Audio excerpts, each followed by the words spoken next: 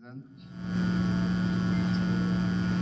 Honorable Minister of Foreign Affairs, all other ministers, two shows, CDC councilors, senior councilors, the media, ladies and gentlemen, allow me to welcome everyone this afternoon to this very important meeting.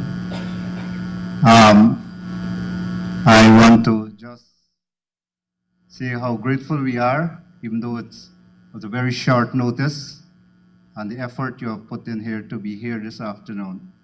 So to open up this session this afternoon, I will call on Tushaw Michael Thomas from my Shelton to open us in a word of prayer.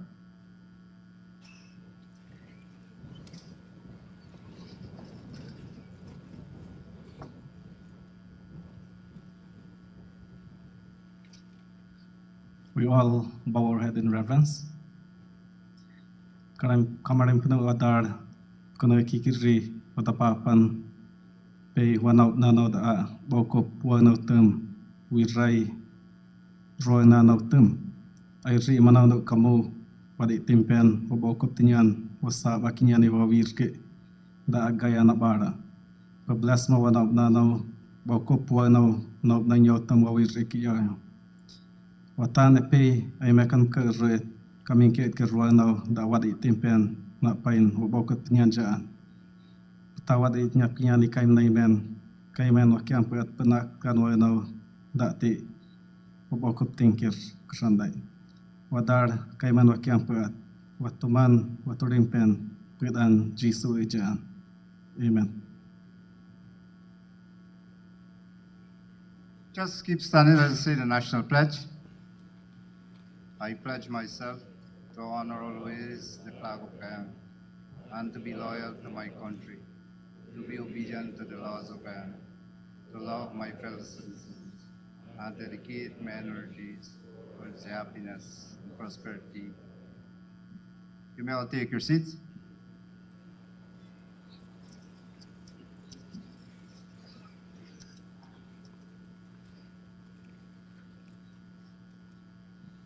You may all recall last year when we met in the same very dome here at the National Two Shows Conference in July, we had passed a resolution in support of the LCDS.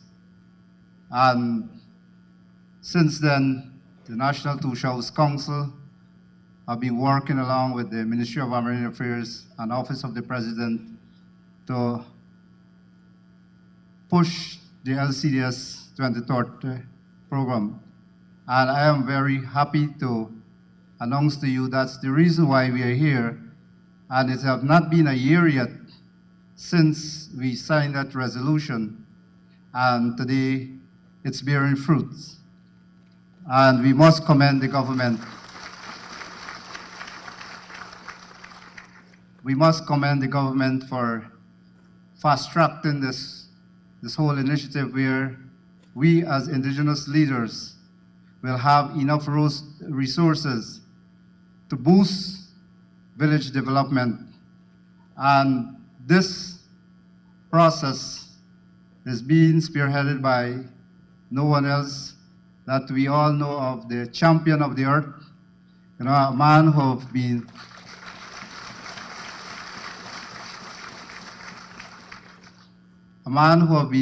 putting Guyana on the forefront on the global scale, pushing the LCDS and the role that Guyana plays in terms of combating climate change and global warming. So I want to take the opportunity in thanking Vice President Mr. Bharrat Jagdeo for the hard work and also for doing what he does well, so that Guyana can be in this position. And we are a leading economy at present, and it's just amazing to know a very small country that was not really being recognized a couple years ago, and now it's in the forefront. So thank you, Vice President.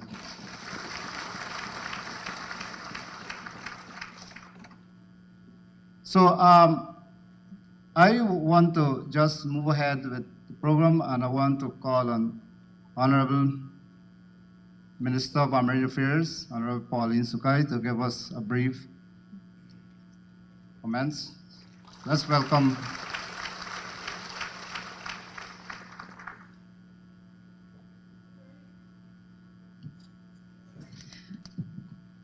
a very big thank you to the NTC chair, who is the chairman of today's important session. But first of all, I want to say good afternoon to all and to recognize the attendance and the presence of our Vice President of the Cooperative Republic of Guyana and the General Secretary of the People's Progressive Party.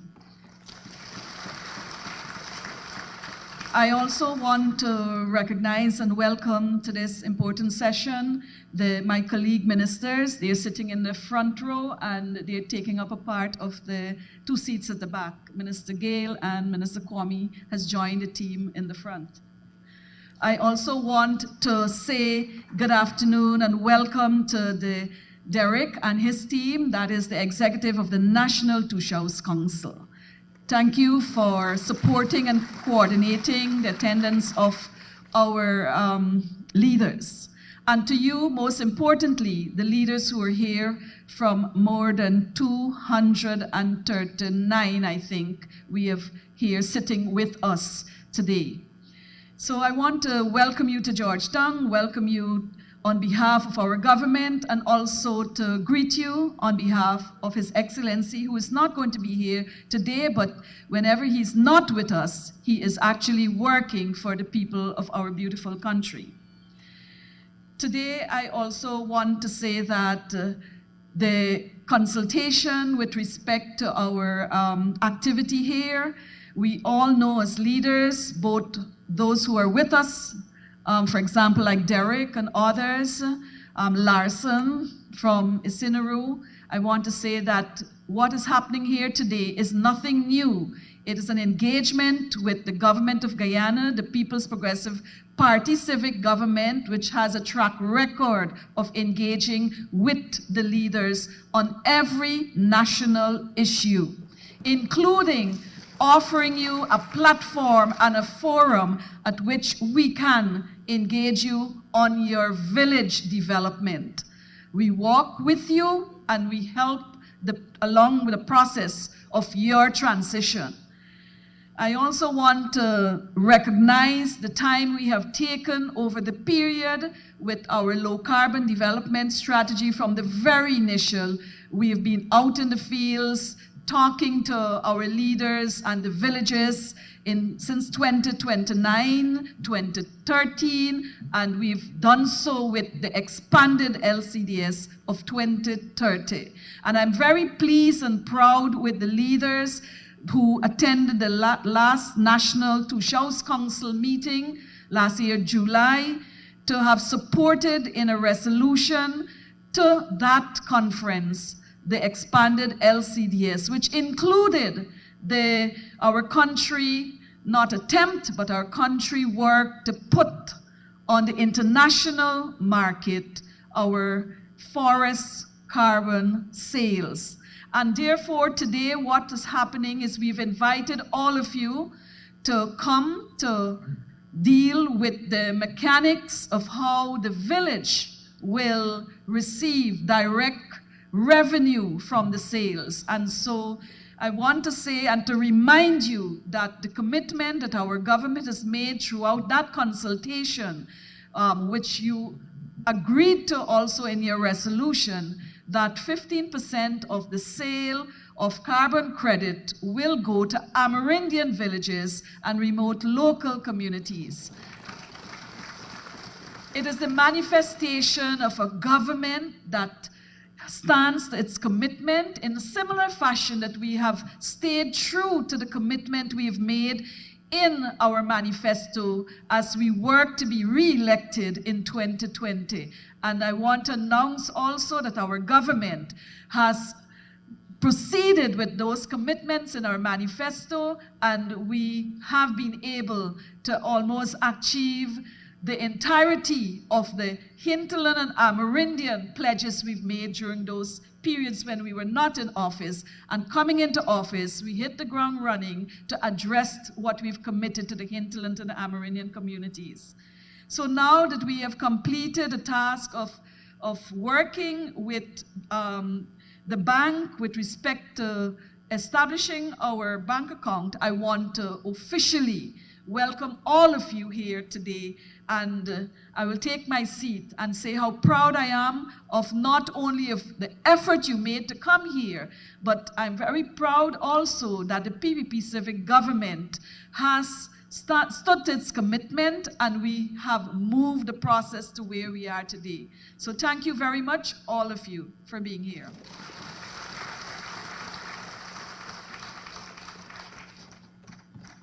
Thank you, Honorable Polly Sukai, Minister of Amerindian Affairs. So she have outlined the fact that the purpose of us gathering here this afternoon is for three purposes, three reasons. One is to open up a separate bank account whereby the LCDS financing will be filtering into villages, and so that we can have the resources at our disposal to boost development in our communities. The second reason is to have an overview and update on the benefit sharing mechanism. Vice President will elaborate a lot on that. And then the third is to look at the VSPs and the support that we would like to give to communities and villages that have not yet developed their VSPs. So we'll talk more on that, but allow me to now welcome Vice President. Just give him a loud applause. Thank you, Derek. Colleagues, members of the NTC executive, Tushaus, and other leaders who are here. I should also join my colleagues who spoke before me in thanking you for being here at such short notice. We recognize that you made a significant effort to be here, and we are truly appreciative of this. But you will understand as we discuss this afternoon why we are here, why there is some sense of urgency that we move forward. So first of all, as Pauline said, we have been at this for a long time. On the low carbon development strategy that we launched in 2009, some of you might have been involved at that time. Many young Tushaus we have, so they may have not been involved. But those of you who know, we had an extensive process of consultation before we launched the low carbon development strategy in 2009. And we included on the multi-stakeholder committee to manage the evolution of the low carbon development strategy. At that time I was president. We invited all the indigenous peoples organizations to sit on that body. We had the young people, women, the miners, people in the forestry sector.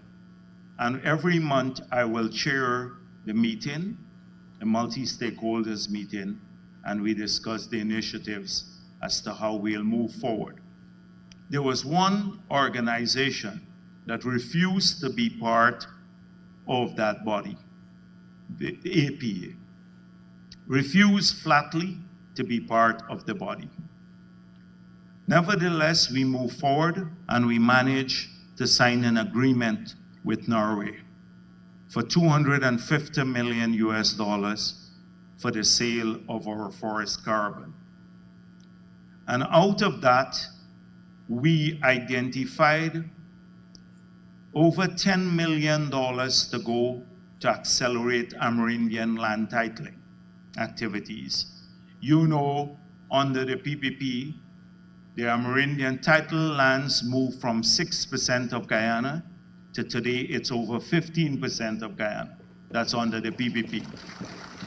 And we still have not completed the demarcation process. We're busy working on that. APNU stopped it in the 5 years they were in government.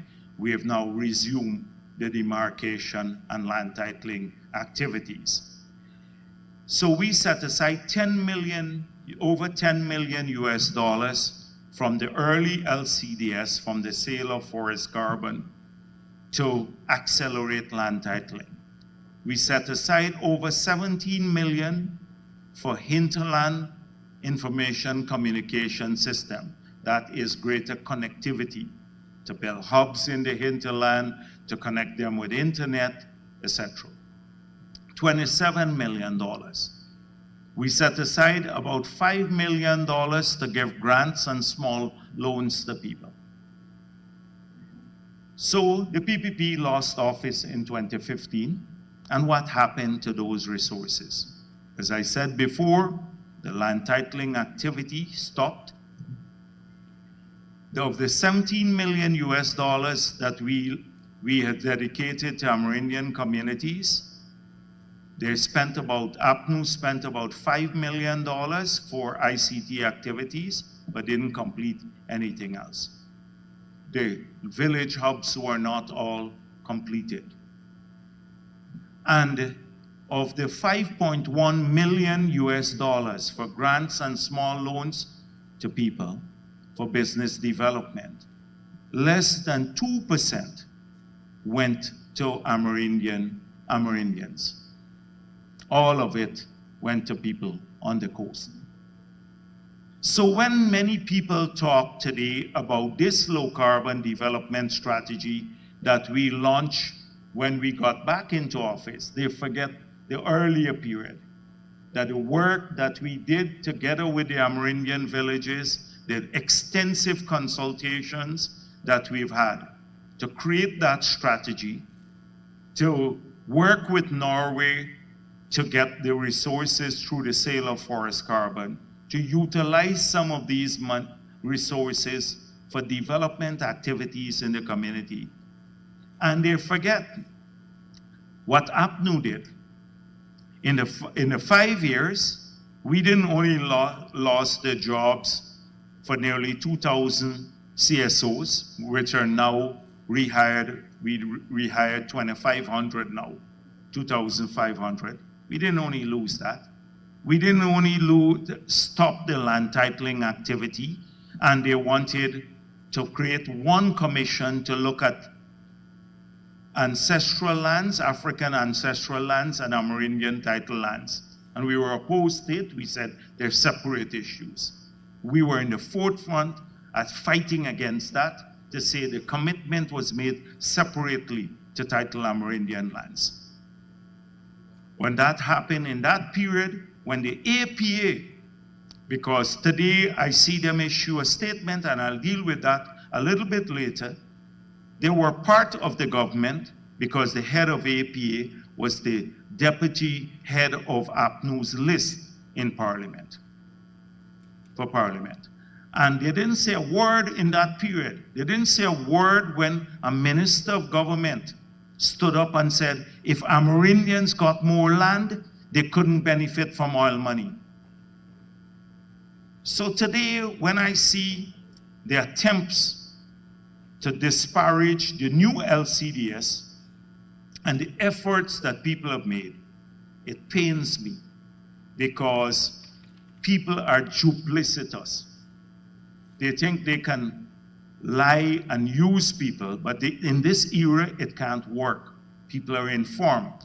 Just now, I spoke at the oil and gas conference, and one man said to me, oh, you're going to give the indigenous people more money, but would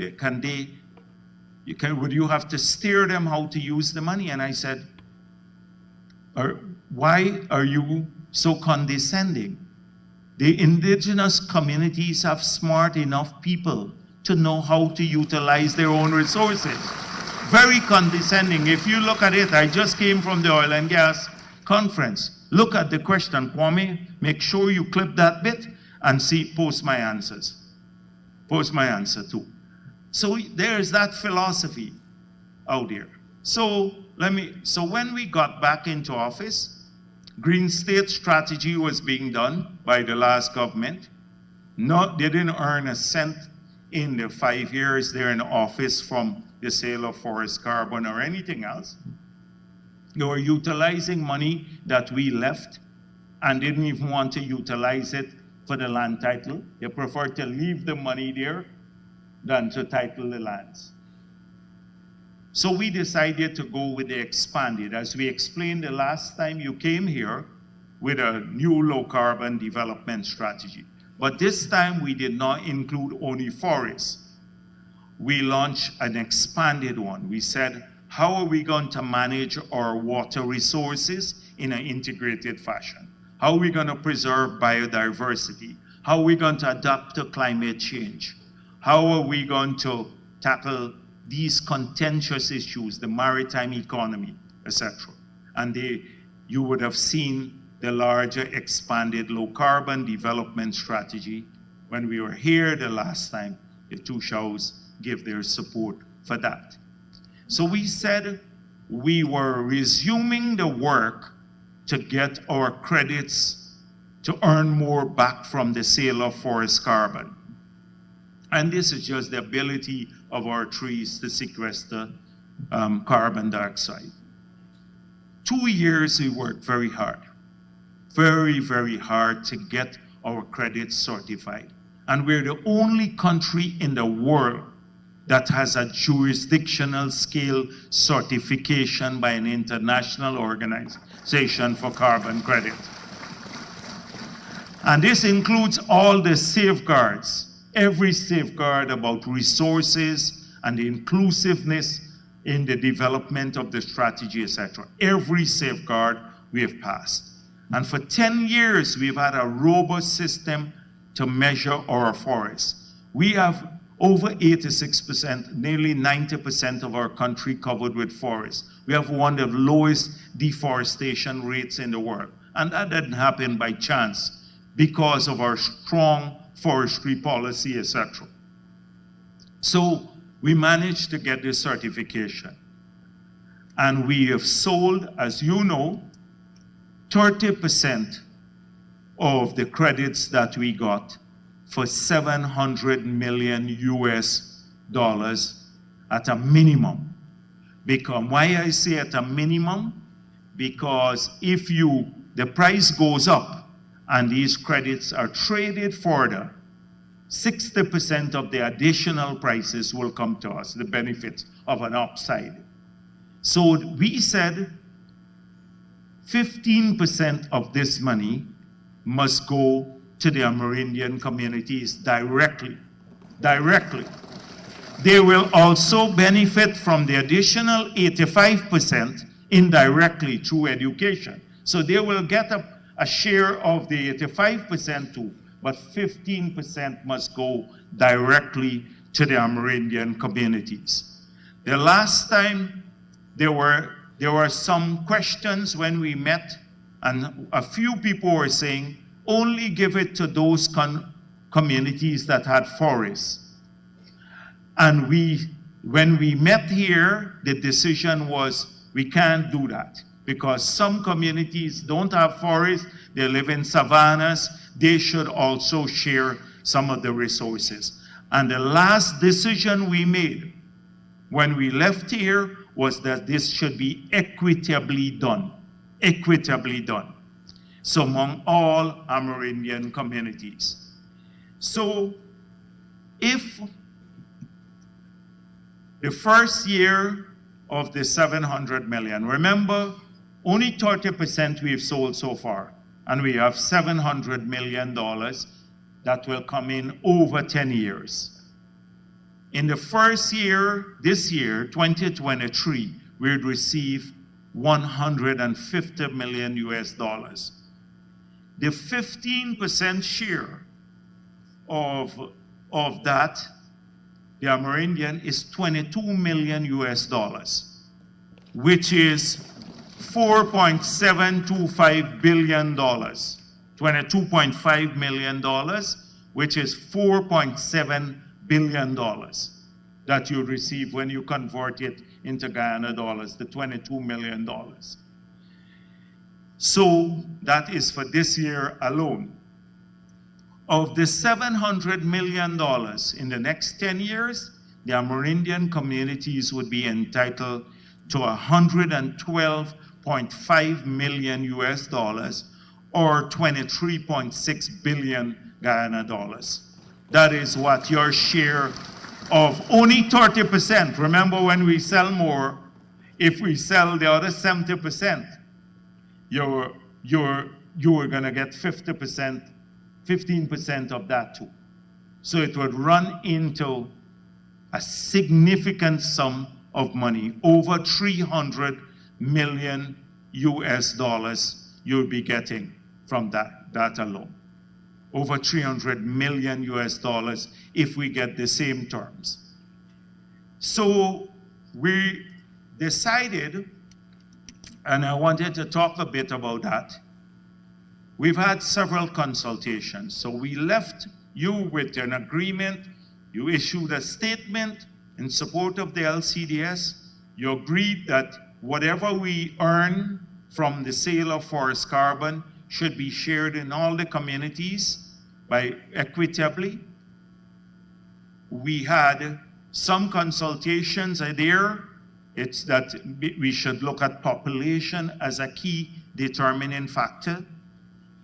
Then the staff of the Secretariat, the LCDS Secretariat, they met with the NTC and they briefed the NTC. They had discussions about the criteria and the structure. We had several discussions. I met with the executive of the NTC myself the last time, and we talked a bit about this. But it would not have been adequate just to discuss this with the NTC, the executive. That's why we wanted a larger group here today, so that we can talk to you and explain to you the proposals that we have had. Now, we have, throughout this process, we have involved people. The NTC Secretariat even helped to develop the guidelines and the template for the village development plans. So they've been involved in the whole process, because I'll explain to you why the village sustainability plans or development plans are important. So we've looked at how the money should be distributed. As we said before, we agreed that all the villages should benefit, and you have here some Amerindian communities that didn't come at the NTC, because some of them are from the highway here in Region 4, but predominantly Amerindian. So they will benefit also. So we have about 240 communities here today and their leaders. We've asked them to set up a bank account separate from the money that they get from government and other sources, because at the end of the day, we want these resources to be audited. They'd have to go through a special process. We discussed with the NTC and with many of you in the regional setting and individually what would have been a fair formula. And we agreed that a minimum that a village or a community should get from this year, from their share, is $10 million. And so today you're going to hear, I'm going to stop for a few moments, and based on the application of the formula based on population and size, you're going to see how much money the communities are getting, ranging from $10 million to some communities, well, their share of the 15% this year will be $35 million. So a place like Charlton will get in their bank account $35 million. The bigger communities and the smaller communities will get $10 million. I'm going to now ask who is going to name these. Just go, one of you. Nigel, you want to do it? Or Pradeepa, why don't you? Yes, Pradeepa, just go. And we're going to call out the names of the community and the sum. And then we'll come back. I'll come back here again and we'll continue the discussion because I want you to get an idea about the distribution and the communities so you can hear a bit about it. So thank you.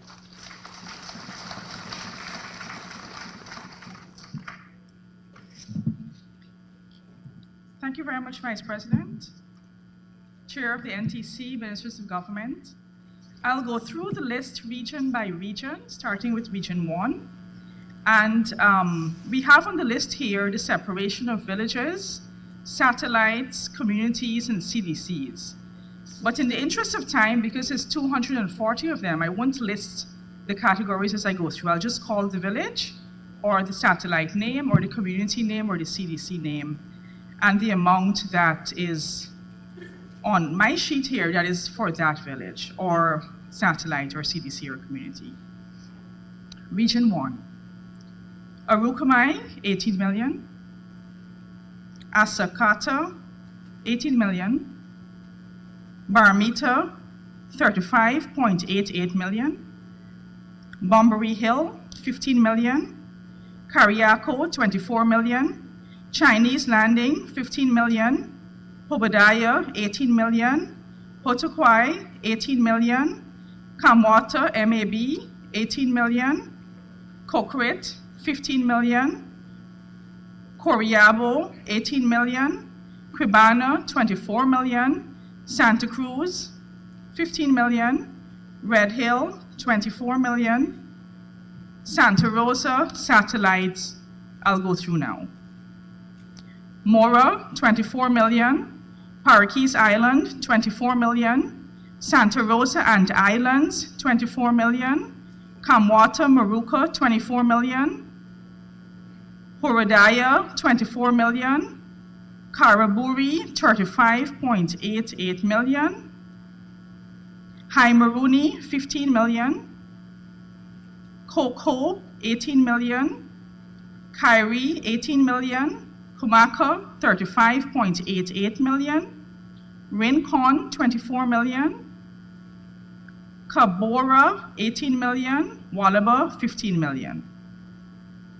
I'll now go to Manawarin, 35.88 million. Arwansa, 15 million. Sibai, 35.88 million. Warapoka, 24 million. Tobago and Wauna Hill, 15 million. Waikaribi Homesteads, 15 million. Winey Three Brothers, 15 million. Whitewater, 35.88 million. Yarakita, 24 million. 4 Miles, 24 million. Waramuri Maruka, 35.88 million. Haimakabra, 35.88 million. Para, 15 million. 7 Mile Branch Road, 15 million. Skyland, 15 million. Eclipse Falls, 24 million. Port Kaichuma and its areas, CDCs. Tasawini, 15 million. Canal Bank, 24 million. Anabisi, 10 million. Arakaka, 35.88 million. Oranok, 24 million. Citrus Grove, 18 million. Mabaruma and its CDCs. Barasina, 15 million. Blackwater Savannah, 15 million. Blackwater, Barima, 15 million. St. Anselm, Barima River, 18 million. Unity Square, 10 million. And I'm sure I'm pronouncing this one wrong. Hawaii-Kuru, 15 million. Aruka Mount, 18 million. Imbotero, 18 million. Lower Kaichuma, 15 million. Smith Creek, 18 million. Barabina, 18 million. Cobarimo, 15 million. Lower Cariabo, 10 million. St. Dominic's, 15 million. and I think I'm pronouncing this wrong, Aruau, A-R-U-A-U, 10 million. Sacred Heart, 15 million. Morawana, 10 million. Thomas Hill, 18 million. Barry Manabo, 15 million. Hosororo, 24 million. Waikaribi, Aruka, 15 million. Mabaruma Settlement, 35.88 million. Wauna and Settlement, 18 million. Almond Beach, 10 million. Can Hill, 15 million. I'll repeat that. Can Hill, 15 million. Wanina Hill, 15 million. Matthews Ridge, 35.88 million. Minab, 15 million. 1 Mile, 18 million. Sugar Hill, 15 million. Wanakai, 10 million. Kinchi Creek, 15 million. Hobo Hill, 15 million. Maruka, CDCs. Unity Grant, 10 million. Fathers Beach, 10 million. Region 2. Akowini, 35.88 million. St. Monica, 24 million. Karawab, 24 million. Bethany, 18 million. Kapui, 24 million. Kabakaburi, 24 million. Mainstay Wayaka, 24 million. Mashabo, 18 million. Tapakuma St. Denis, 18 million. Wakapau, 35.88 million. Regions 3, 4, 5, and 6. Santa Mission, 18 million. Aratak, 15 million. St. Cuthbert's Mission, 35.88 million. CDCs in Region 4. Silver Hill, 18 million. Kururu, 15 million. Adventure, 15 million. Kairuni, 24 million. Circuitville, 24 million. Maraikabai, St. Francis Maraikabai, 35.88 million. Oriala, 24 million. Siparuta, 24 million. Those are Region 6, along with Cashew Island, 10 million. Saxakali, 15 million. Lower Bonasika, 15 million. Karia, 15 million. Swan, 24 million. Waikabra, 18 million. Laluni, 24 million. Long Creek, Tiger Bone, 18 million. Region 7. Isinaru, 18 million. Kaburi, 18 million. Karau, 24 million.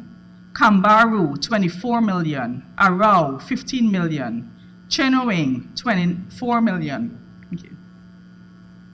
Wax Creek, 15 million. Kaikan, 18 million.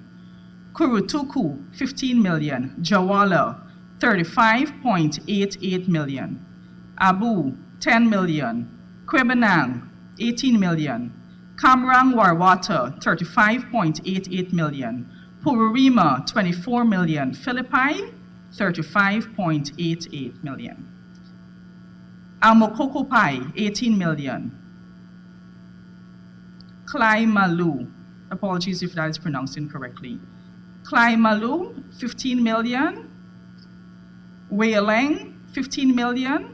Kako, 24 million. Kangaruma, 18 million. Tasserine, 18 million. Batavia, 24 million. Wamaradong, 15.88 million. Lower Mansaruni.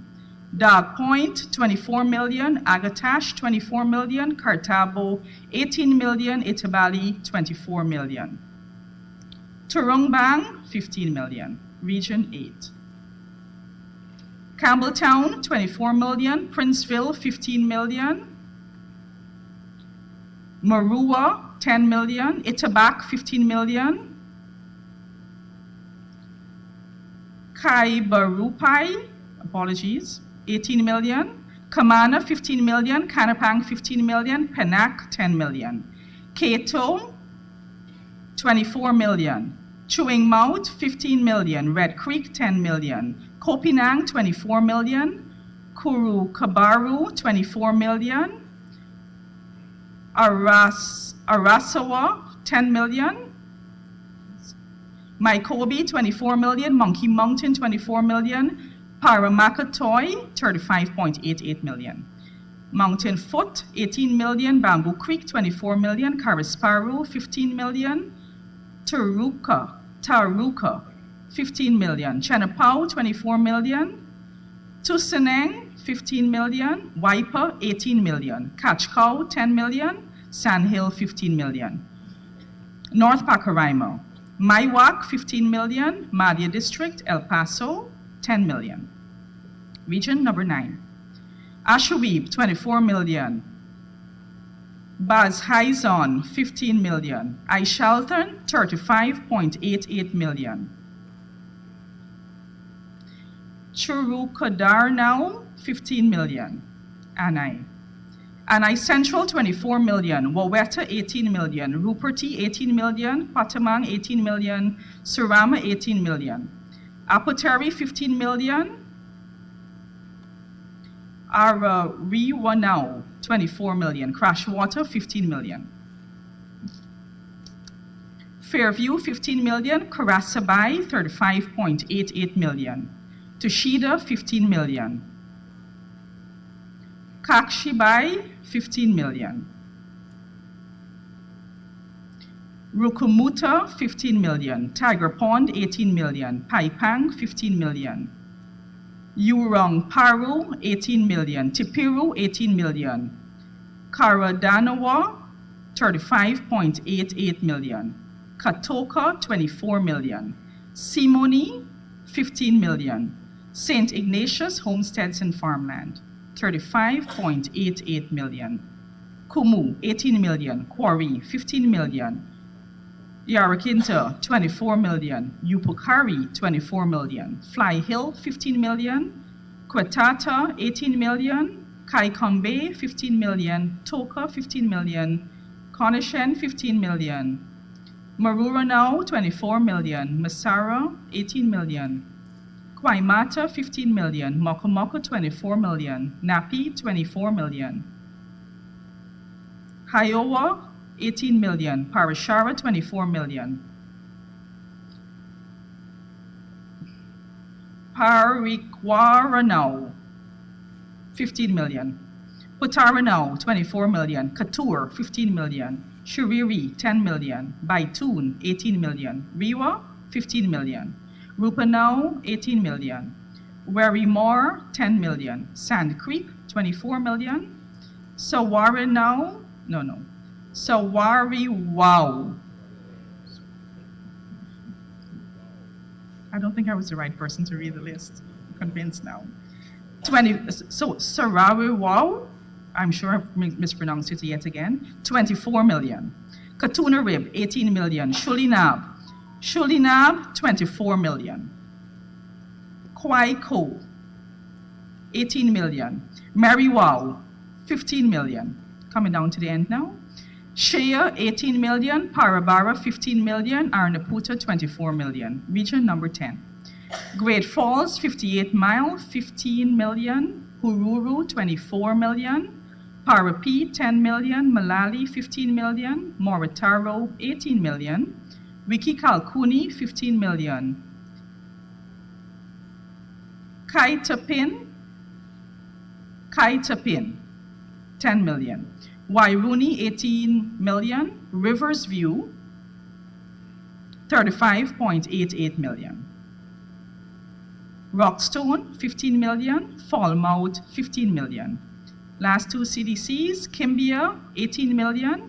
And last one on the list, Sandhill, 18 million. So I know I might have mispronounced some of the names, so you can always check back for confirmation. Thank you.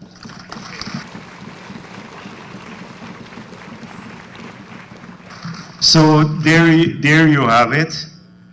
Now, if you didn't hear the name of your village, because from what I gather, there's one village that's left out. Well, Pauline just said that.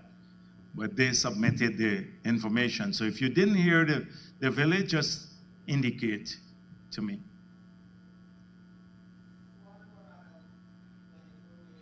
Huh? Oh, that's at, you got, yes, okay, that's in. I'm talking about the areas that didn't hear. They told me there's one village, what it, Kurubram? It's a small village, but that means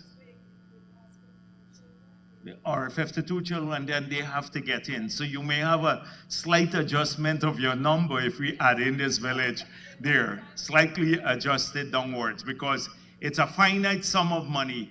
So if you're getting a point, 35.8, you might get 35.4, because we have to accommodate that one village more.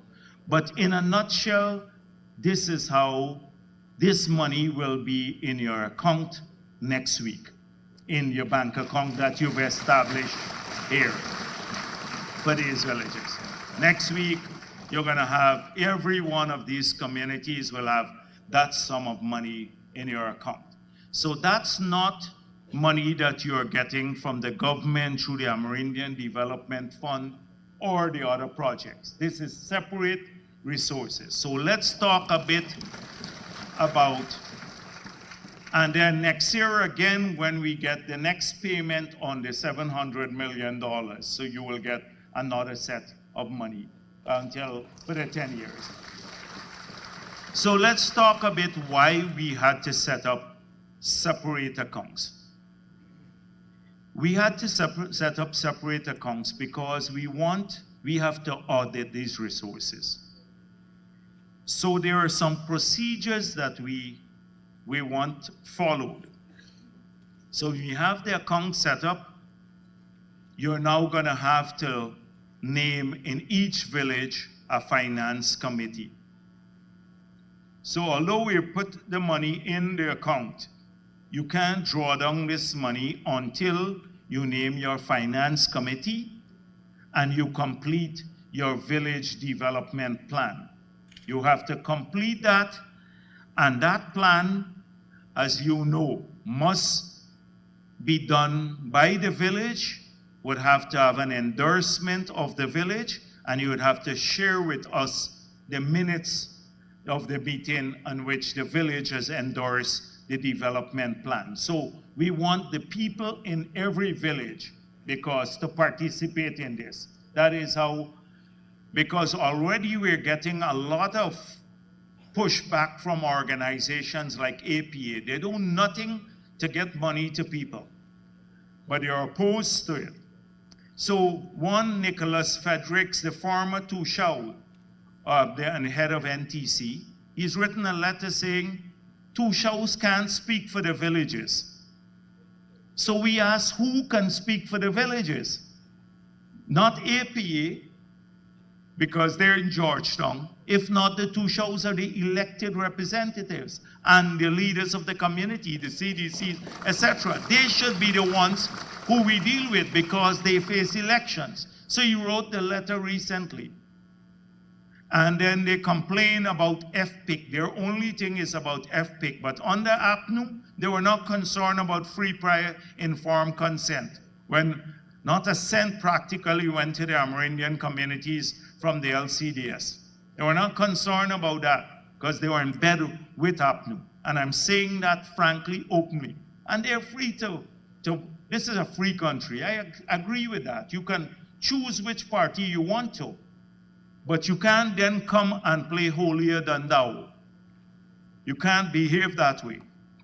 And so we want to make sure that although the Tushaos have endorsed the NCC, the low carbon development strategy, and you have this money, its use is determined by the people of the villages led by the Tushaos and the leaders.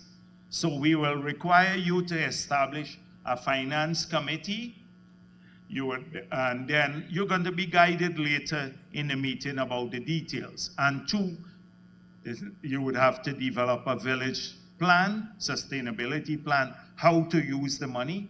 We prefer this money to be used, we're saying, in the social sector, so you can use it for upgrading the social welfare of the community, for job creation, and also for food security in these areas generally, for creating jobs, food security, etc.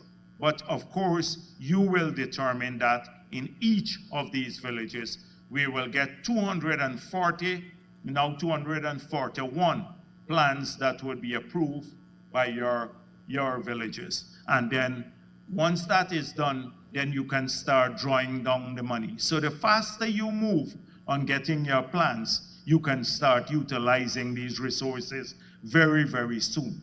And because that is why we didn't want to wait too long. We didn't want to wait until June to the next NTC meeting, because we received the money already, and we wanted to make sure that you can start working on this very early. That's why we brought out the two shows ahead of the NTC, because we'll meet again in June and we can follow up on many issues, many other development issues, but we can at least move this initiative along. And if the ideal thing would have been to come to the regions and meet with you. But if we'd done that, you wouldn't have been able to establish the bank account too. So we prefer that you come out, establish the bank account, and also have this meeting so we can discuss this issue. And that's why some of the urgency in this manner.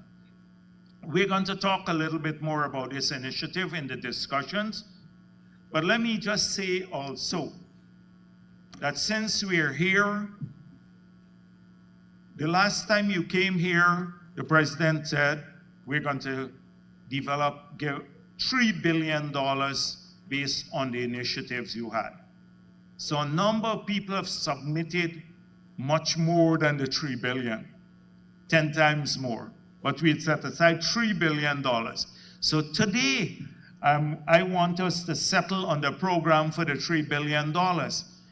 The communities, so that you can get that. That's money just sitting, waiting to be spent for the communities, but we can't move forward because we have not settled the priorities as yet. And we want to make sure that every community gets something from the $3 billion that's there. That's separate from this money that we're talking about today.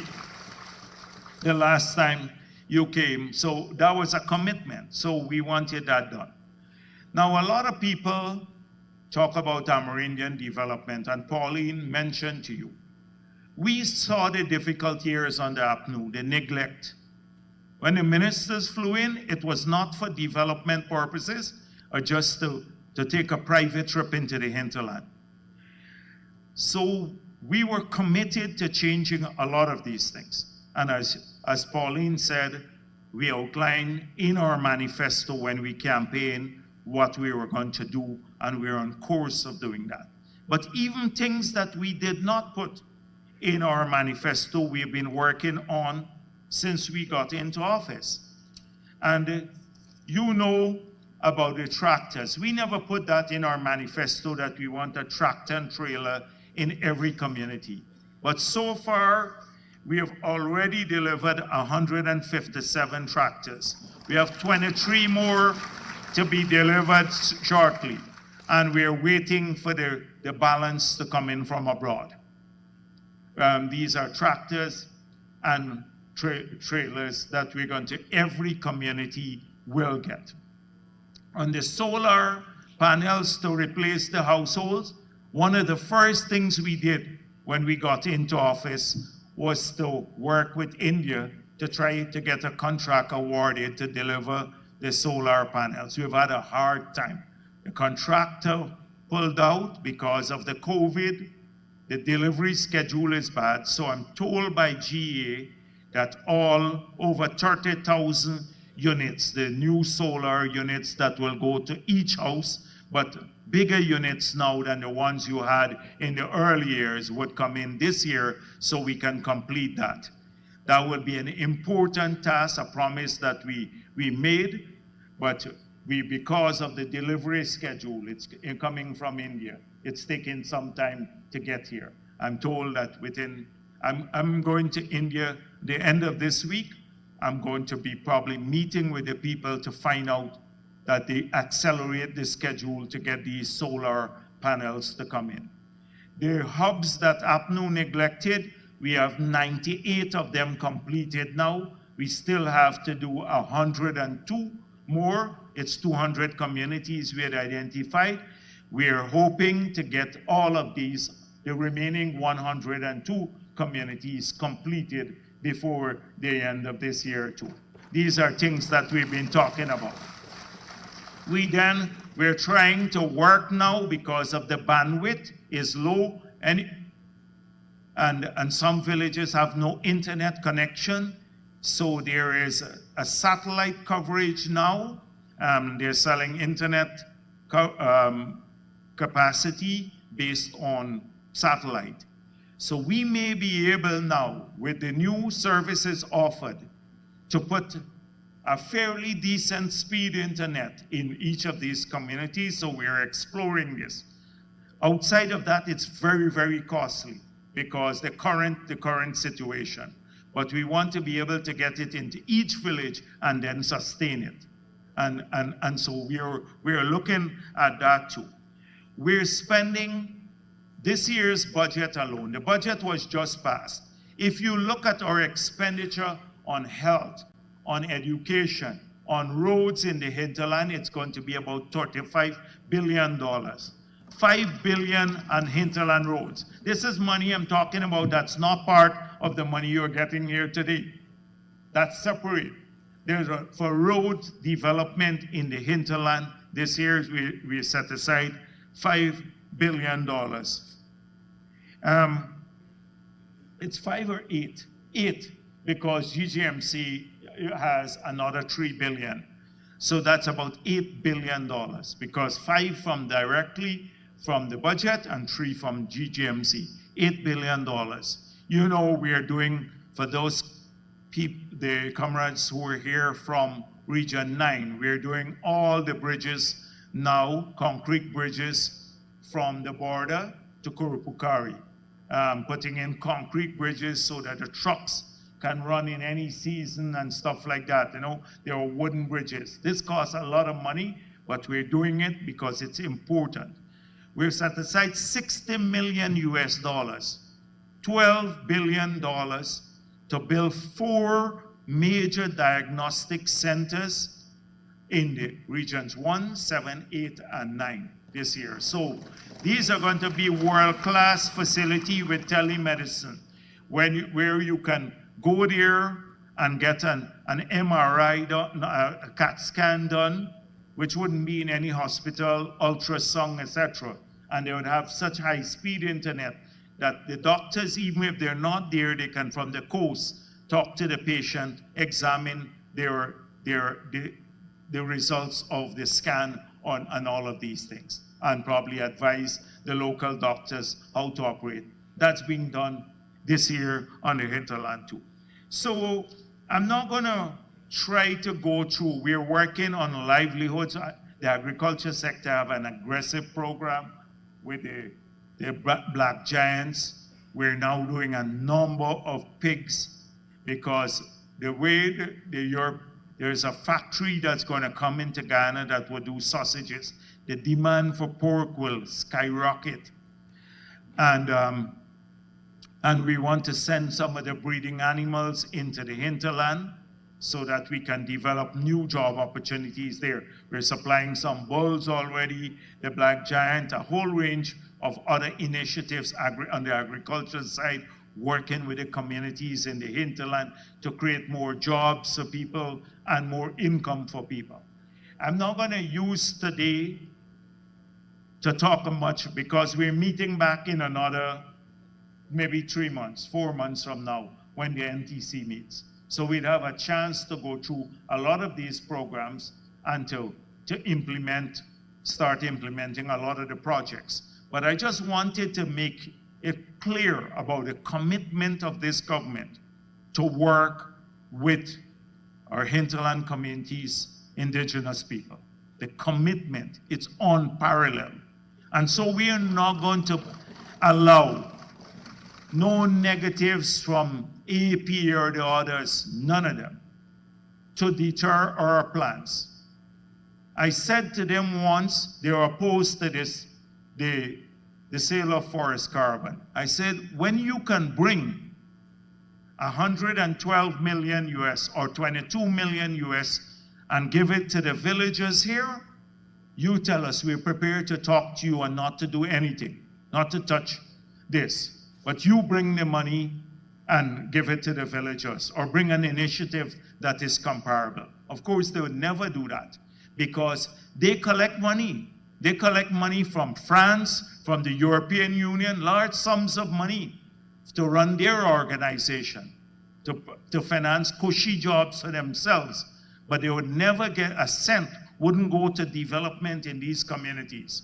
But anytime you try to do anything to help, they're the first shouting about FPIC, as though you don't matter. They have a monopoly on FPIC, free, prior, informed consent. The APA, not the villagers, not you, not the elected leaders. And that's why the resolution was passed the last time you were here by the NTC that says this is the legitimate body of the people. The elected leaders are the legitimate voices of the indigenous people because they had to go through an election. They speak on behalf of their villages. So I've seen a lot of sniping. Every day we have to deal with this. Every good thing they try to pull down, to drag down. But they would now one day come and spend the time. You know, those of you who were here under the APNU period when you came out here, how people were treated. You know that. I don't want to recount the experience because people came over to our office. No respect whatsoever for indigenous people. No respect whatsoever. And those organizations were silent. And today, I saw them issue a statement saying that the political party, or further the organization, sought to remind the minister that the Constitution of Guyana affords every citizen the right to participate in the political process. APA saying that because Nigel issued a post saying that they were opposed. They were trying to even oppose this initiative. They didn't know that when APNU was trying to steal the last elections. 5 months we had to wait. You never hear the PPP in its history trying to steal an election in this country, throughout its history. We never deny that. If they want to be political, fine. Since when we ever stop anyone from exercising their democratic rights? That's not who we are. We don't bully people. The party that I head, the PPP, as General Secretary of the party, will never do that. We treat people with respect. Never. And so sometimes this is it, never about development. And we are focused on the people, you and the people in the communities. And therefore today, I want us to talk a bit about this. We're going to talk a bit more about how we go forward swiftly from here. Now that you know the allocations, we're going to maybe have to fine-tune it a little bit, but it's not going to be adjusted much. Those will be deposited. How you move now to access this money quickly, start the development work in your villages, how you move forward with the request made from the last NTC, because you're coming to a new one, and I'm sure you'd make some additional requests here, how we utilize those resources, the presidential grant program, the development, the road programs in the hinterland. I want us to have a conversation about that today. As you know, the last time the stipend was increased, but I told Nigel and the others that, and I think he told you already, that every 2 chow should go on the part-time, because we've been launching a part-time program employment scheme on the coast, and soon we'll be doing it in the hinterland too. And therefore the 2 chows and some of the leaders have to spend more time now, because you'll have more money and you'll have more projects in the communities. And therefore you have to dedicate more time. So you should go on the part-time program to everyone, so that they can get the $40,000 additional every month. Because we're doing this right across the country. So today, I'm not going to spend much more time. As I said before, when you come here, we like to listen to. And let's have a quick talk about this here, what we are here to do today, and then about the $3 billion program. Thank you very much. So you want to go on? So yes, so let's open up the floor.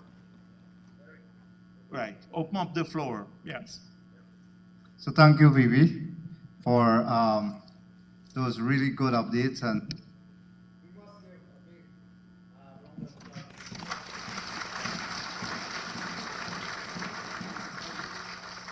in fact, in 7 days' time, we will be celebrating Mashomani, and the word Mashomani comes from celebration after hard work. So this year will indeed be celebration after indeed hard work.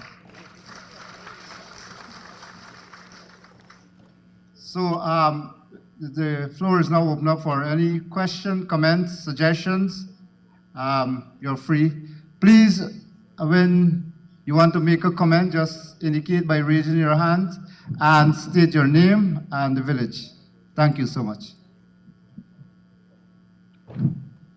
So would you prefer, before we go on, because we have some time, so I'm not rushing you off, because we have, based on the last time you discussed, the 3 billion program, this is outside of the one I just mentioned. A list of the villages and what was approved for them. So maybe we can tell you now and see that that is your priority, and then we can move forward with it. Okay? So we can go forward with that. But since the comrade wanted to say something, I'll let him speak first. All right? Okay. Yeah, go ahead. I am Lamel Thomas, Tushav Kamram, Warwata. I want to say something on your presentation, 2 things, and then maybe I will ask other questions hereafter. Number one, I want to commend this government in particular for the initiative taken on board with LCDS since 2009, sorry. I want to commend this government for that and the persistence for having extended that strategy. But what I want to note, and thanks for the world that supports or looking at Guyana, I want to take careful note that indigenous peoples around the world, research has shown that wherever indigenous people are living, we're living, the forest and its cover is intact. And we want to give all the indigenous people for that part they have played to ensure that our country, Guyana, and its forests are still intact. So on other than the government, the indigenous people must be applauded for what they would have done. Secondly, I realize that this conference center is also a parliament business place. And in that vein, I realize that whenever we assemble here, we still have the globes in the ring. So I feel proud when APA name is called, because that is the only enemy with the globes that can stand in the ring. So I feel proud because I'm sure I will hear the name tomorrow again. And because A stands for Amerindian, and I'm the Amerindian, I feel proud that in the ring you always have an Amerindian association, neck to neck. Now I want to say this. When we stand for Amerindians, we look at that from the indigenous perspective, their rights perspective. And so, for example, like the 15%, who decided on the 15%? How do we arrive at that? Were the 40 communities involved in this decision? I feel because they preserved, they cared for it, it should have been far more than 15%. And I don't know if other brothers and sisters think that way. We belong to this, we were here before anybody else, and we deserve more than 15%, but leave that aside. But for now, we appreciate the 15%. We have a lot of projects that were starved of funding, and I believe, according to the President, Honorable President, villages will be transformed with this support. But this is a beginning, but we will bargain. We will lobby not for 15%, but higher than 15%, because not only the villages have to be looked after. There are bodies called the district councils that need development. There is the NTC the National Tush House Council, that needs funding. Because my experience tells me that whenever they present a budget, it is cut. And I am quite sure this year their budget was cut, if I could ask one of them. And so there needs to be funding, not only for the village councils, but for the district councils and the NTC as well. Thank you for listening to me. So let me tell you, it was this government that started building the NTC headquarters. How much money we have? We've spent so far 80 million in this year's budget to complete that. For the NTC, that will have a permanent place, that would have apartments so many of you can stay there maybe when you come out too, and the NTC executives. 80 million this year. You find out how much in the past government. So it's always good to compare. And not because you have an A in front of an organization, it means their heart is into it. A lot of people call themselves anything. You have some ungodly organizations, satanic organizations. I'm not saying APA is satanic. I'm saying some satanic organizations that put God in front of their names. It is the substance of it. It's the substance of your character that matters.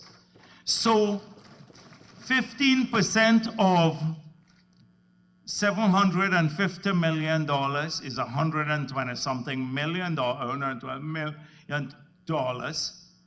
That's something you can wrap your hand around. 15%, you're getting $22 million US. Now, some people will argue for 100% of zero. So 100% of zero. If we follow the APA, we'll have zero, because they don't want us to do this at all. Nothing, absolutely nothing. And because we'd end up debating how much, what percentage. Let me give you. So the 85% will still be spent on national projects that will benefit all of our people, including Amerindians. So they get 15% on top of that. And if you say what percentage of Guyana on forests are in indigenous people's land, it's about 10-12%. So this is even higher than what is the forested areas on the indigenous people. So let's keep arguing about the percentage and we come up to zero. That is what some of these organizations just love to do, because they make money from something that is called advocacy. Advocacy. They have to find a problem here to go to the international community and say, we are fighting against a big bad government for Amerindian people. If they go and say, this government is supportive of indigenous people, nobody will give them money. And that is the problem. So don't worry about this parliament here. I'd love to have to ignore. But one thing we will not do, and you know me, I've worked with Amerindian communities and indigenous people for years and years and years. I will be blunt. I will tell you as it is. And if we invited APA to be part of it from the beginning. They refused. Now, again, they're part of this, the multi-stakeholders meeting. They came to the first 2 meetings and then disappeared again, because you can't be part of it and then go out and snipe. So they prefer to stay out. I would have preferred not to talk about them at all. But they go and they lie about the nature of the PPP government. That we don't respect Amerindians, we don't respect FPIC. And the mere fact that you're getting a chance to raise these issues. So, but it's not against what you said, because we have to work together. But that's why I'm telling you why sometimes we get a little bit upset when we're busy trying to get, it's not easy to get money globally for Amerindians or for anyone. And we try very hard. And when you make all this effort, then you have someone sitting on the sideline only sniping. Not doing anything, sniping everything. Trying to pull down everything you do. So we have to keep working hard to move this country forward. Let me give someone else a chance. Yes, this gentleman at the back.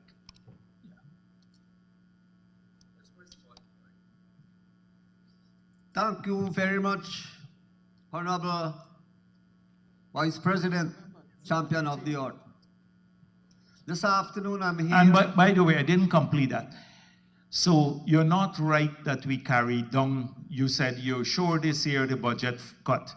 The budget was increased. When I met with the NTC, you met with me, the leadership of the NTC. They wanted an additional 20 million on the recurrent side, and we gave it to them. And we said, we will also complete the building. Well, they met with me and I did that. Ask them. They met with me. That's just before the budget. I think a week. Ashley was in the meeting, the Minister of Finance too, when we met. So it's not accurate that when you said you're sure that the budget was cut for the NTC. We increased it. Yeah, go play. Sorry, go on. Yes, Honorable Ms. Pauline, Honorable Mr. Kwame McCoy, and all other ministries, two shows. Kwame, you're like you're in charge. That's Kwame. I'm so happy this afternoon to be here to what this government are doing for me in my community. I am James Lance from Tiger Bones Manakari. It's really wonderful. For 2 years, I see my community developing very, very fast. Okay. We get the ICT hub, a multi-purpose, and a minibus. Now we get to a land. That's the most important thing here. We get to a land. In 2 years, I'm so happy this afternoon to. When I did come to the Tushaw conference, I was not so pleased because we didn't, we did under everything. But now I'm happy because we're getting through with everything under this government. Okay. Thank you. And long life, Mr. Vice President and all other ministers who are here. Yeah. God bless you very much this afternoon for what all hard working minister. Thank you very much. All right. Thanks. Thank you. So would you prefer now if we go, let's list the 3 billion when you came the last time and see what each community is going to get from that. Some of the other villages that didn't come to the NTC will now be included, that we now included for the grant here, right, under this program. So on the highway and stuff, those villages, you'll not hear your name mentioned, only those who came to the last NTC meeting. So Pauline, right.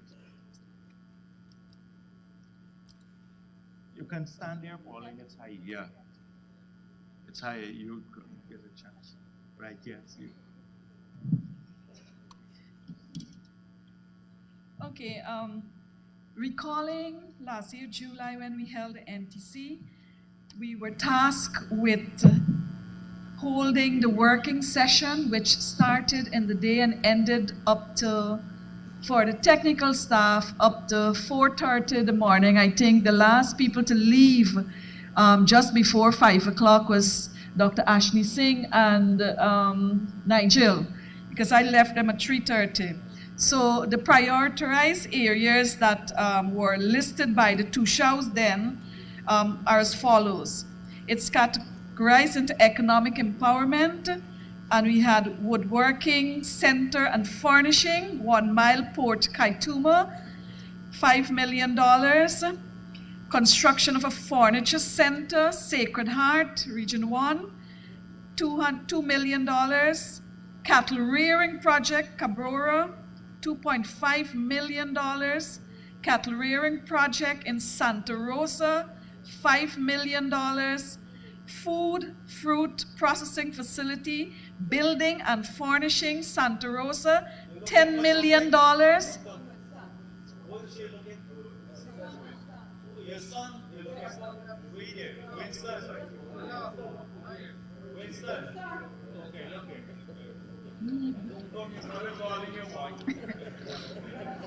That's Yes. Okay, poultry project at Barracina, $3 million. Poultry project at Imbotero, $4 million. A poultry project in Yarakita, $3 million. Aquaculture at Mora, $8 million. Shade house for gardening at Barimab, no more? This is a funny name, sorry. $3.5 million. Shade house for gardening at Whitewater, $3.5 million. Shade house at Arukamai, Coriabo, $3.5 million. Shade house for gardening at Coco Island, $8 million. Shade house for gardening at Rincon, $5 million. Shade house for gardening at Cabrera, $4.5 million. Shade house for gardening at Santa Rosa, $10 million. Shade house for gardening at Barracina, $3.5 million. Shade house for gardening at Warapoka, $3.5 million. Construction of a sewing center at 1 Mile, Port Kaituma, $3.5 million. Construction of sewing center at Seaby, $3 million.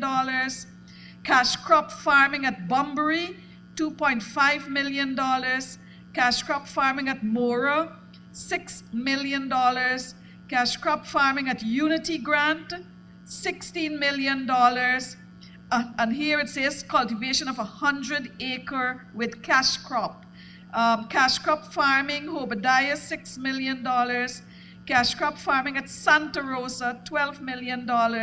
And here they speak about coffee, coconut in large areas. Cash crop farming at Coriabo, Arukamai, $5 million. Cash crop farming at Tobago, $6 million. Fish pond construction at Asakata, $5 million. Construction of cassava processing facility at Quabana, $3.5 million. And I think this is a rollover project from a previous project they now want to complete. Construction of a bakery shop at Oronoque, $6 million. Construction of a bakery shop at Arakaka, $2.5 million. Shade house at Akuini, this is now in Region 2, $1 million. Sewing center and bakery at Akuini, $14 million. Expansion of logging sector at Bethany, $15 million. Shade house at Bethany, $2 million. Sewing center and equipment at Bethany, $4 million. Sand mining and sawmilling at Kapui, $15 million. Shade house at Kapui, $2 million. Shade house for cash crop at Karawab, $2 million. Craft center at Karawab, $5 million. Furniture making center and equipment at Mainstay, $5 million. Upgrading the processing facility at Mainstay, $5 million. Expansion of the logging sector, Mashabo, $14 million. Shade house at Mashabo, $2 million. Sawmilling at St. Monica, $12 million. Shade house at St. Monica, $2 million. Sewing center at St. Monica, $5 million. Extension of a cassava production and processing, Warapoka, $4 million. Sewing center at Warapoka, $5 million. Sewing center at Kabakaburi, $4 million. Development of tourism sector at Tapakuma, $15 million. Extension of cassava processing unit, Tapakuma, $6 million. Expansion of a green shade house project, $3 million at Tapakuma. Poultry production at Carrier, $10 million. Sewing facility at Karakara, $5 million. Expansion of cash crop production, Santa Aratak, $2 million.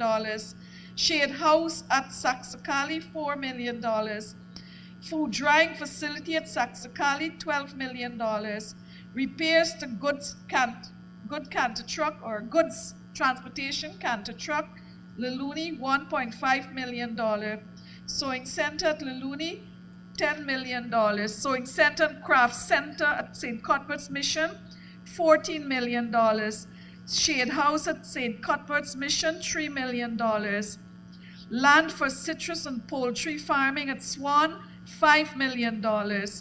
Concession for logging equipment at Swan, $10 million.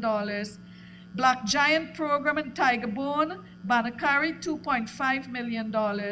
Poultry pen construction and growing of poultry, Wayacabra, $5 million. Wood processing facility at Marikabai, $6 million.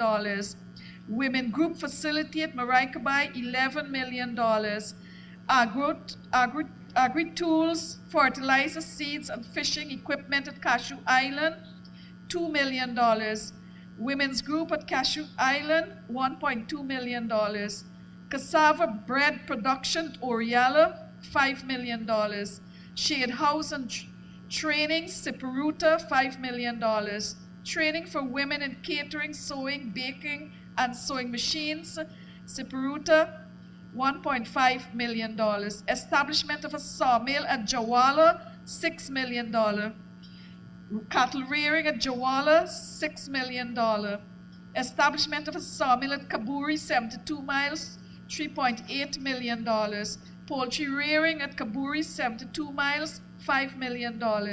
Expansion of the village shop at Kurtuku, $5 million.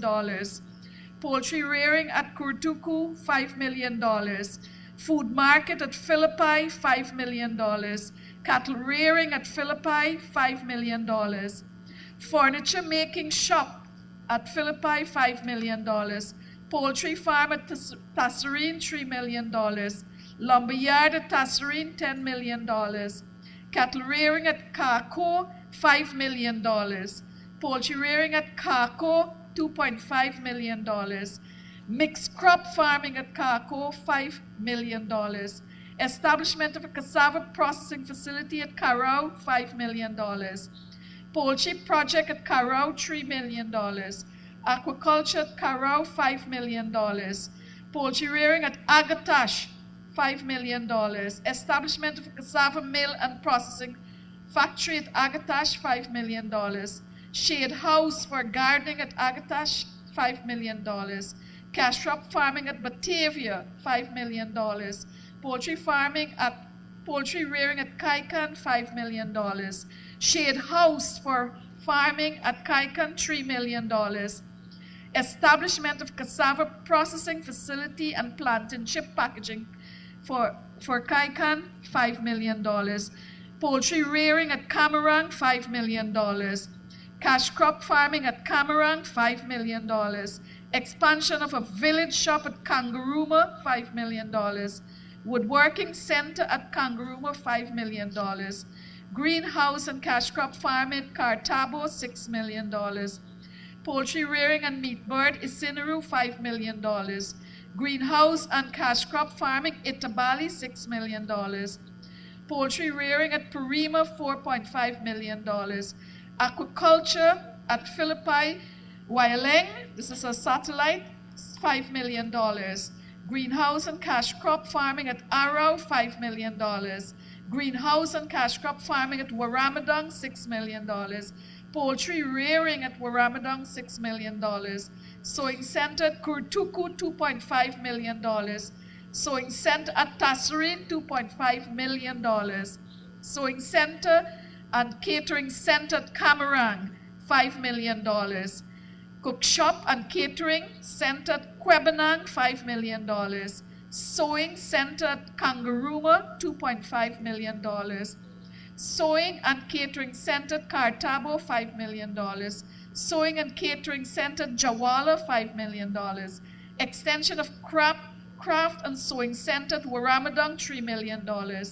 Catering center at Purima, there's no figure here, sorry. It's missing mistake. Sewing center at Agatash, $1 million. Sewing center and catering center at Arau, $5 million. Sewing center at Isineru, $2.5 million. Sewing center at Itabali, $2.5 million. Construction of poultry farm at Arasawa, $2 million. Construction of cattle ranch at Arasawa, $4 million. Purchase of 2 chainsaw, 2 brush cutting tools for joiner shop, El Paso, $1 million. Cattle rearing at Camana, $2.5 million. Cattle rearing at Carisparrow, $2.5 million. Plant nursery and seeds at Carisparrow, $2.5 million. Fish rearing at Kopinang, $5 million. Poultry rearing of black giants and other livestock, $2.5 million. Cassava processing training at Murawa, $5 million. Facility training in marketing and local fishing, Murawa, $3 million. Cattle rearing, 20 head, and fish farming, Red Creek, $4 million. Investment in cattle rearing at Taruka, 25 heads of cattle. It says $20 million here. Agriculture training, Tussoning, $2.5 million. Maybe we'll recheck this. They have to bring it from, no, they bring it from Deep South and South Central. No, that's probably a mistake. Yes, it's a mistake. Sorry about that. Agriculture training in Tussoning, $2.5 million. Investment in cattle rearing and request for plant insecticide wiper, $5 million. Cassava processing facility at Kopinang, $5 million. Organic agriculture project Fairview, $2.5 million. Purchasing of a Woodmiser Kurkabaru, $6 million. Training in catering, 10 garment construction and small Campbelltown, $7.5 million. Request for 6 sewing machine, Chiangmau, $1.2 million. Garment construction and catering training needs at Itabak, $2.5 million. Request for 6 sewing machine at Kaibarupai, $1.2 million. Garment construction and catering training with tools and sewing machines, Kamana, $2.5 million. Request for 6 sewing machine in Carisparrow, $1.2 million. Garment construction and catering training needs along with sewing machines, $2.5 million, Kurkabaru. Training in catering, Maikobi, $1.2 million. Women Empowerment Program at Parmakatoy, $2.5 million. It says here, what leadership roles and women empowerment. Garment construction and catering training needs, Parmakatoy, $2.5 million. Request for 2 sewing machine, Red Creek, $400,000. Garment training, Chumachumari, $2.5 million. It caters for the skills and the project equipment. Request for 5 sewing machine and construction of a craft center, $5 million for Tussoning. Garment construction, Wiper, $2.5 million. Request for 2 sewing machine, Catch Cow, $400,000. Request for 2 sewing machine, Sand Hills, $200,000. Shade house for gardening at Quatamang, $3 million. Shade house for gardening at Ruperty, $3 million. Construction of a sewing center at Awaranao, $5 million. And this includes all the tools and machineries too. Woodworking center and furnishing, Rukamuta, $10 million. To construct a shade house, Murwa, with equipment and seeds, $3 million. Cattle rearing project, Aranaputa, $5 million. Construction of a sewing center at Kakshibai, $5 million. Construction, poultry expansion at Masara, $3 million. Fruit processing facility, building and equipment, Masara, $7 million. Poultry project at Rewa, $5 million. Poultry project at Chikarandao, it's hard for me to call, sorry. You know, it's Aishalton Satellite. $5 million. I always get problems with that one. Construction of abattoir at Ruperty, $5 million. Organic gardening at Surama, $5 million. Construction of an abattoir at Toka, $5 million. Poultry project, Yakarinta, $5 million. Construction of a sewing machine center, $5 million. Well, that goes with equipment. Poultry project, Mokamaka, $5 million. Cattle rearing project at St. Ignatius, $5 million. Cattle rearing project at Sand Creek, $5 million. Construction of abattoir at Sand Creek, $5 million. Construction of an abattoir at Toka, $5 million. Cattle rearing project at Sawariwao, $5 million. Cash crop farming at Sawariwao, $3 million. Rehabilitation and furnishing of industrial arts center in Shiriri, $5 million. A cattle rearing project and livestock in Shulinab, $5 million. Cattle rearing project in Awaranao, $5 million. Fish rearing project in Napi, $5 million. Fish rearing project in St. Ignatius, $5 million. Fish rearing project in Woweta, $5 million. Fish rearing project in Toka, $5 million. Chicken project in Great Falls, $5 million. Sewing center in Great Falls, $6 million, and it caters for sewing machine, materials, accessories, etc. Garment construction at Hururu, $2 million. Sawmill at Hururu, $2 million. Reestablishment of chicken farm at Hururu, $5 million. Fertilizer and technical support for cattle project Kimbia, $5 million. Garment construct, here they are actually growing the grass, including corrals and 2-acre land to grow grass and cows. Garment construction, Kimbia, $2.5 million. Sewing machine at Malali. Shade house at Malali, $2 million. Wood miser and planer for logging drive at Malali, $3 million.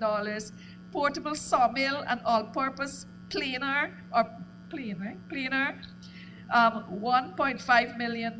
Garment construction, Moritaro, $3 million.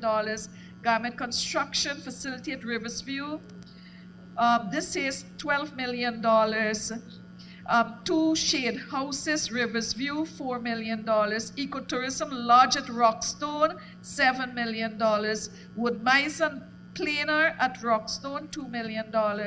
Fertilizer and other chemicals for farming at Sand Hills, $1.2 million. Sawmill facility at Wairuni, $5 million. Garment construction at Wairuni, $2 million.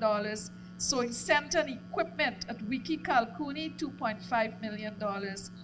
Equipment requested, chainsaw, 1 mile, Port Kaituma, $1 million. Brush cutter, it's categorized in different categories. No.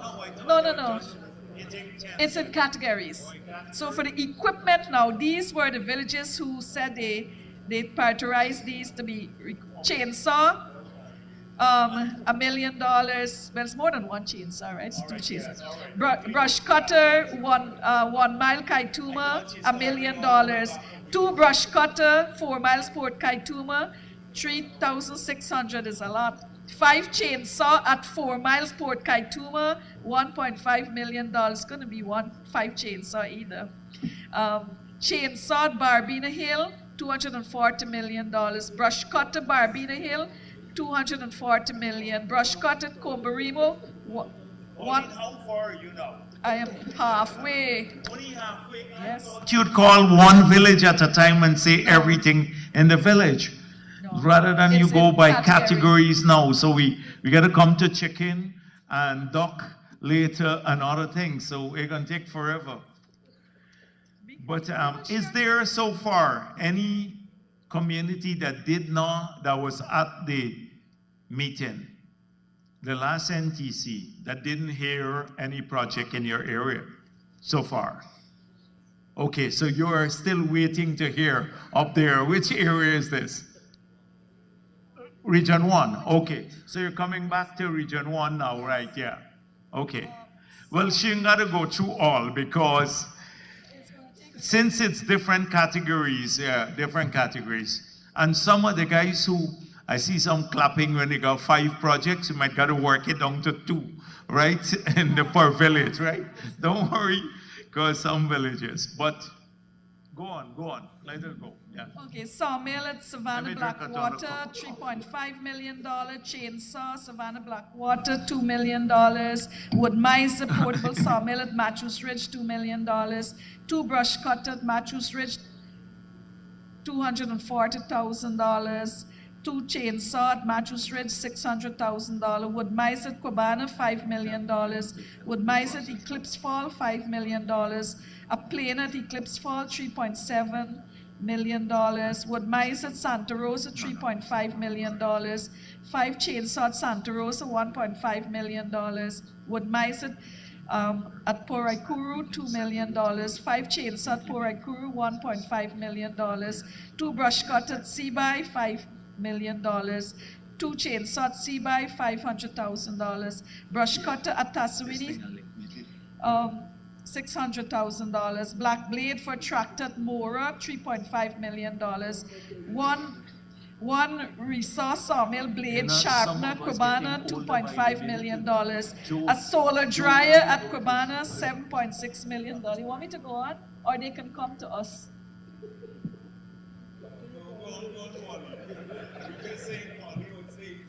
Brush cutter for Santa Cruz, $1 million. Blower for Santa Cruz, $1 million. Chainsaw for Coco Island, $600,000. Brush cutters for Coco Island, $600,000. Five chainsaw, Yarakita, $1 million. Brush cutters for Yarakita, $500,000. Brush cutters for Mabaruma Settlement, $1 million. Chainsaw for Mabaruma Settlement, $4 million. Fish gears for Smith Creek, $1.5 million. Solar dryer for Horadaya, $746,000. Back blade for tractor at Cabrera, $3.5 million. Chainsaws for Obadiah, $2.75 million. Portable sawmill at Barima Cariabo, $3.8 million. Chainsaws for Red Hill, $1 million. Cassava mill at Coriabo, Arukamai, $5 million. Washing machine and dryer at Barimanobo, $300,000. Joinery tools at St. Ignatius, $1 million. Two solar battery at Napi, $160,000. Two solar battery at Chiricanaru, Shelton Settlement, $160,000. Slasher for tractor at Napi, $600,000. Slasher for tractor at Fairview, $600,000. Laptop, again, this is Shelton Satellite, $180,000, including a printer, $70,000. Solar system for Youth Center in Yarnparo, $5 million. Chainsaw in St. Ignatius, $600,000. Chainsaw for Baitoon, $600,000. GPS for St. Ignatius, $800,000. Wood miser for St. Ignatius, $5 million. Village office and buildings now. Renovation of village office in Seaby, $1.5 million. Construction of a village office at Obadiah, $3 million.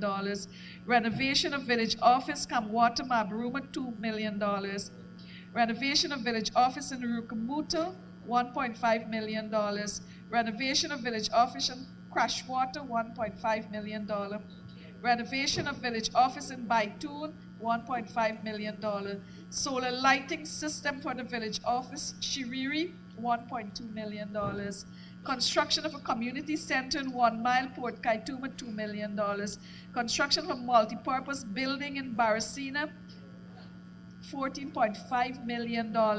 Construction of a multi-purpose building in Chinese Landing, $4 million. I think they must have made a mistake again here.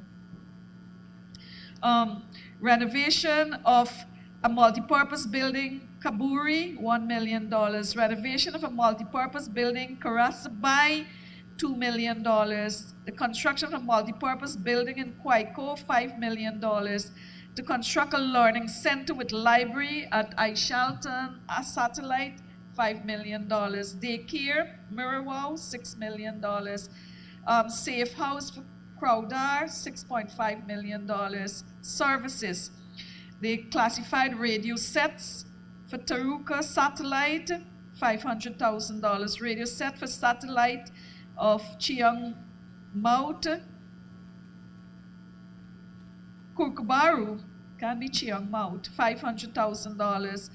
Radio set for Pua, $500,000. Radio set for Kopinang, $500,000. Radio set for Red Creek, $550,000. Tourism projects, Kukrit, construction of a guest house, $15 million. Construction of a guest house in Waramuri, $10 million. Construction of a guest house in Parakees, $10 million. Construction of a guest house in Santa Cruz, $10 million. Renovation of a guest house in Kabwata, Mabaruma, $2 million. Construction of a guest house in Santa Rosa, Maruca, $10 million. Construction of a guest house, Coco and Islands, $10 million. Extension of furnishing of guest house in Waikarabi, Maruca, $10 million.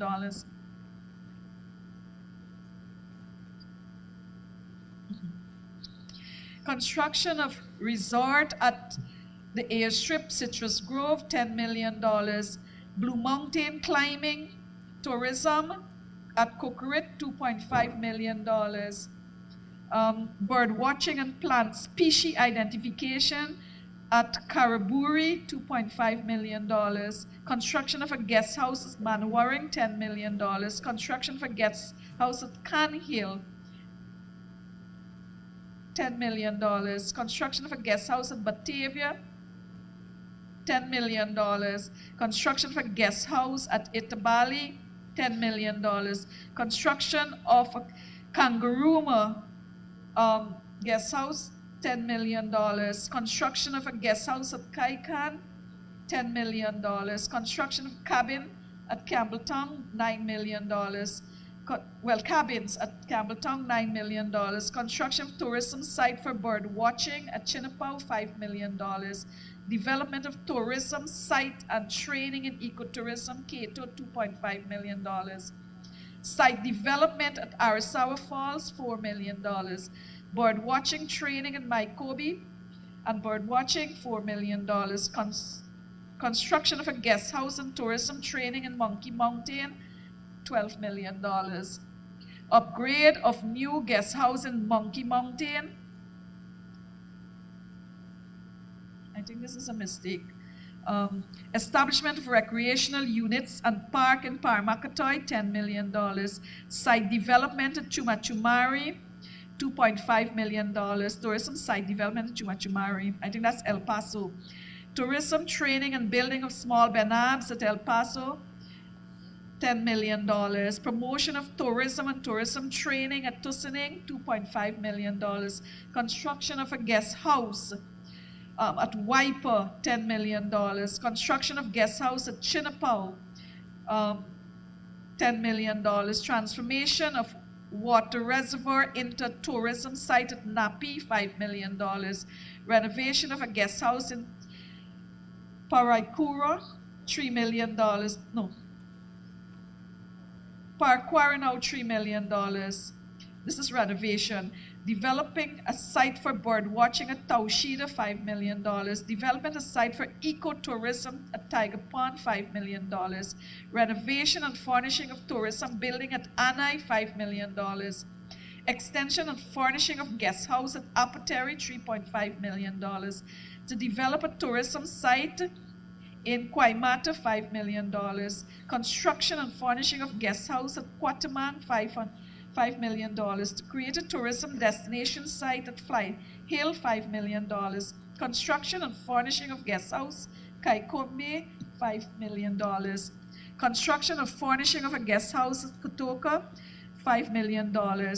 Rehabilitation of tourism site at Sky Valley Tours, Mokamoka, $2 million. To construct and furnish a guest house for ecotourism at Quarry, $5 million. To construct and furnish a guest house in Kwaimata, $10 million. To construct and furnish a guest house for ecotourism at Katunarib, $10 million. To develop a tourism destination site at Achiwib, $8.63 million.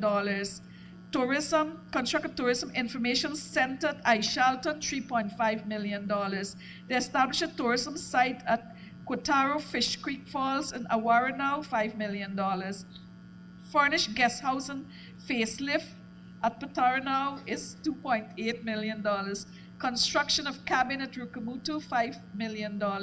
Construction of cabins at St. Ignatius, $5 million. To develop a tourism destination product at Shea, $5 million. Farming chemicals, fertilizer Taswini, 500,000.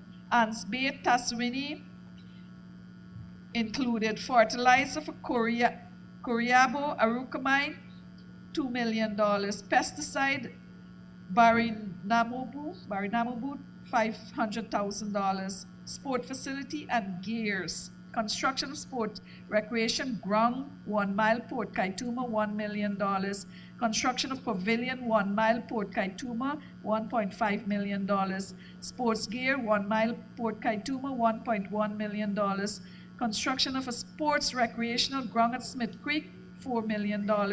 Construction of a pavilion at Red Hill, $14 million with grounds. Construction of a pavilion at Eclipse Fall, $2 million. Construction of a pavilion at Horadaya, $2.5 million. Construction of a pavilion at Seaby, $2 million.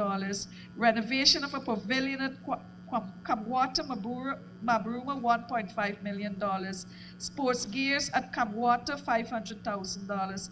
Extension of a pavilion at Little Canabali, $1 million. Upgrading of the sports field at Little Canabali, $3 million. Sports gear at Little Canabali, Santa Cruz, $1 million. Construction for sports recreational ground at Arukamau, $3 million. Sports gear at Barbina Hill, $500,000. Upgrading at Ball Field, Barbina Hill, $1 million. Sports gear at Red Hill, $3 million. Sports gear at Hubu, $300,000, sorry. Upgrading of ball field at Hubu, $700,000. Lighting for ground at Canal Bank, $1 million. Canal Bank sports gear, $500,000. Sports gear for Obadiah, $500,000. Sports gear for Lower Kaituma, $500,000. Construction of a sports gear and recreational ground improvement, Lower Kaituma, $1 million. Upgrading of a sports ground, Powaikuru, $1 million. Sports gear at Warmuri, $500,000. Sports gear at Eclipse Falls, $500,000. Construction of sports recreational ground, Arakaka, $1 million. Sports gear at Arakaka, $500,000. Sports gear at recreational community ground, Taswini, $5 million. Upgrading of a ball field at Oranuk, $2 million.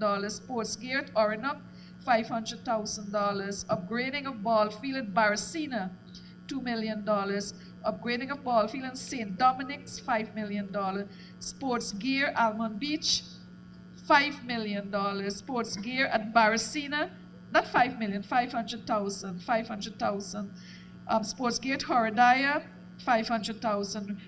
Construction of sports recreational community ground, Chinese Landing, $3 million. Sports gear, Chinese Landing, I see $1 million here, higher than the others. Upgrade of sports ground. You know what, comrade? So, listen, Pauline, she's only about halfway there, right? And I want to hear from you too. So we'll continue this later. But I want to, because I have another set of people from the highway, Amerindians. We're trying to do pig rearing just here in the highway. So they're getting some pigs, so I got to talk to them just now over there. So you heard some of the things that were mentioned. Did you hear anything in your name now? Right, so we have to now sit and narrow it down, because some communities getting like a lot more than others. So if you have $10 million project, you might get 1 or 2 cut. But clearly, I want us, before you leave this afternoon, to get a feel for this, because from next week I want to start implementing it. A whole year has passed, well, not a year, from the last two shows meeting to now, and we haven't moved forward because we haven't approved it. So I want that approved so you can start doing the things there even before you touch the other money that will be sitting in your bank account. You can start working on that too. So there are lots and lots of things that are going to happen this year, and then you have to come again to the next NTC meeting in a few months. So they're going to continue reading this when I'm gone, but let's open up the floor for discussion. So you're going to continue hearing that a little bit later to get an idea as to what were raised the last time and the ones that we're inclined to approve. So is there anything you wish to raise with us? Like any problem? When I met the NTC the last time, a month ago or so, right, Eric? At that time in January, they had some flooding in some areas in Region 9, in the riverine areas. And we asked for some help there. We managed to get food help and planting material. We're bringing in several trucks of planting material from Brazil, cassava, and stuff like that. So is there any emergency now in any of the villages that you need our help on? Don't come every village, some, right? Only the emergency ones. Is there any village that need assistance now on an emergency basis? Because you're going to get the projects funded later. The projects are going to come along. Is there anyone that faced with that situation, like where they don't have planting material or they're because of flooding or anything like that? Any village still in that situation? Yes, please go. Mm-hmm. Thank you. To show Cameron? Yes. I heard Cameron's name twice. Okay. Cash crop, poultry, and sewing center. Okay. Now, what happened November to now? There was an increase of the destruction by the wild hogs of almost all the cassava farms, most of the cassava farms. And so we are at a situation where the supply of cassava is at stake. The sticks were destroyed, the planting material. So we are venturing on some emergency farming at the moment. The Minister of Agriculture is there, but who is from agriculture? You're there. Yeah, when the additional sticks coming in? How much? From Brazil, we are getting 36 tons. That's what we procured. 36 tons? Tons, yeah. And how much we need in Region 9 from that assessment when I sent you in there a month ago? Well, the 36 tons, that was for the Region 9 assessment. Region 9, yeah. But can we get more from Brazil? Yes. If we buy it, well then let's buy it for the other areas immediately. Immediately, I'm going to make sure you all get the money. You need the cassava sticks. Yes, cassava sticks. Okay. Now, anybody else?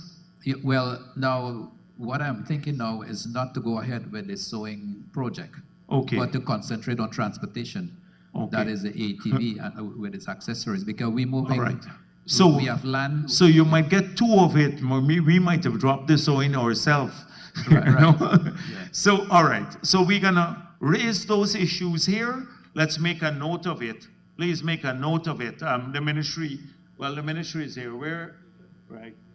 The PS, John, Pauline, make a note Okay. of all the So, issues now. so right? the wild hog is a nuisance, and plus the akushi. Listen, Yeah. But the hog, can't we do something like make this a new industry? Hunt these hogs and smoke them. I was saying to the NTC the last time, I was in Cameroon and I bought a leg one time. Yeah. The same Cameroon. For almost 2 weeks later, I put it in cook-up and all kinds of things. Yeah. Really tasty. If you get that in Georgetown, the smoke thing, people will pay a lot of money for this stuff. And we can help with the transportation. Let's hunt these things and smoke them. Okay. No, so- we can sort out the weapons too, the guns. Once people don't kill each other, we can give it onto the village councils and stuff to manage their weapons. But we gotta if they're destroying everything and they're abundant, it's not like you're killing out all the hogs because they breed a lot. So let's make this a new industry now. Yeah. You got to think about it. We're really, I'm not joking, because the thing, if you put that in the supermarket, it's gone here in Georgetown in a flash. Okay, so to meet the present need, I'm saying we can switch one activity for transportation purposes. That's yeah. fine, but just let Pauline them know, because Yeah. then when we are finalizing next week or so, want to finalize this program, and then we'll take into consideration your request. Yeah, so that is our emergency. Right, situation. and we'll get the cassava stick. How many other communities need this? You need cassava stick too? A lot of people. Only if it's an emergency, not regular cassava stick, you know. Only if you have a problem like he got pigs, the hogs damage his thing. Right? We're not giving, right. So we'll make a note of you, indicate to the Ministry of Agriculture how much we need, like which villages, and then we'll get it to them. Okay? We'll get it to you, the cassava stick. Yes, yes, please.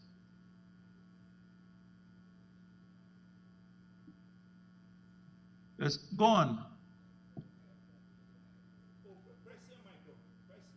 Not on in. Okay. Okay, through the chair, Honorable Vice President, and other ministers, Tushao, NTCs, good afternoon. My name is Del Visax from Waramadang, Region 7. My concern about the same thing I heard about my village name, cash crop, poultry, and shed house, something like that, tree project. But this was in the hands of former Tushaos, right? But presently now, I want to hear the name, the present project, what I have, but I didn't hear my name, the village, sorry. Okay, the urgent one You is, weren't here at the last NTC? yeah, Because these requests came from the last NTC. So if it was the former Tushao, it wouldn't have been here. It had to come from the last NTC that we had. Remember the night when people had to go wrong and stay late and stuff like that and write down on the paper? You all recall what happened the last time? That's how it came.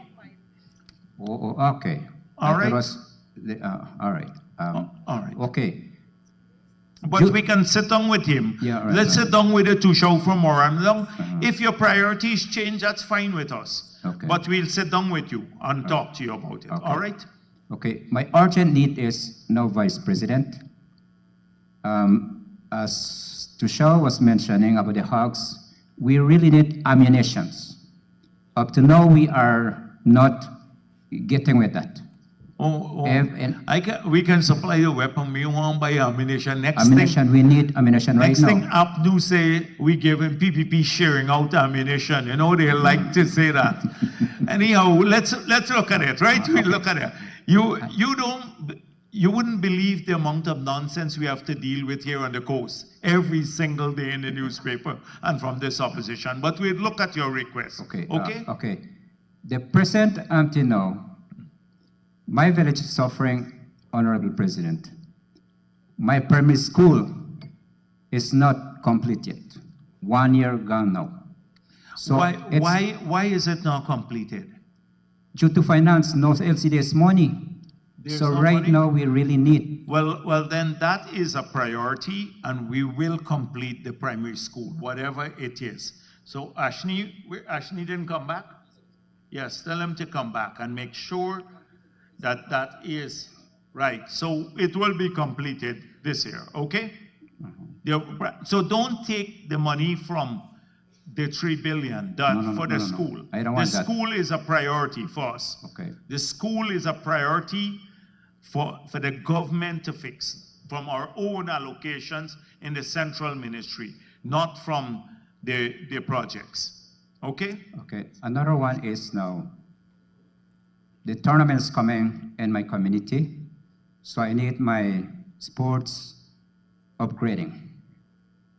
for 2024. That is my request. All right, but please rediscuss the issues with the ministry. Okay, after this, sit down here and talk because your priorities seem to have shifted a bit. So talk to them.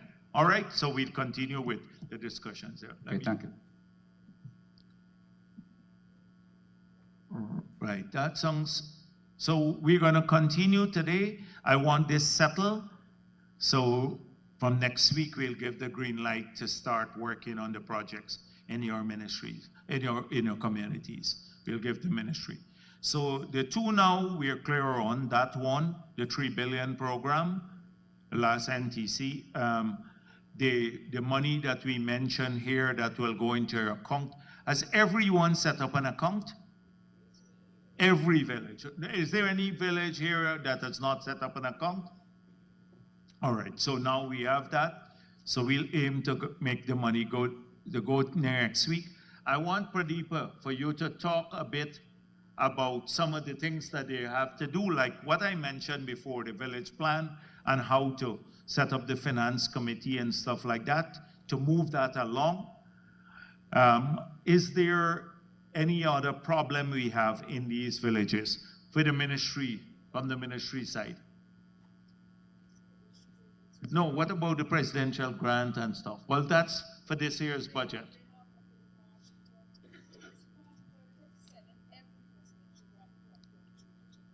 So, so you're gonna have, how much per community you have there? You have $300 odd million, how many?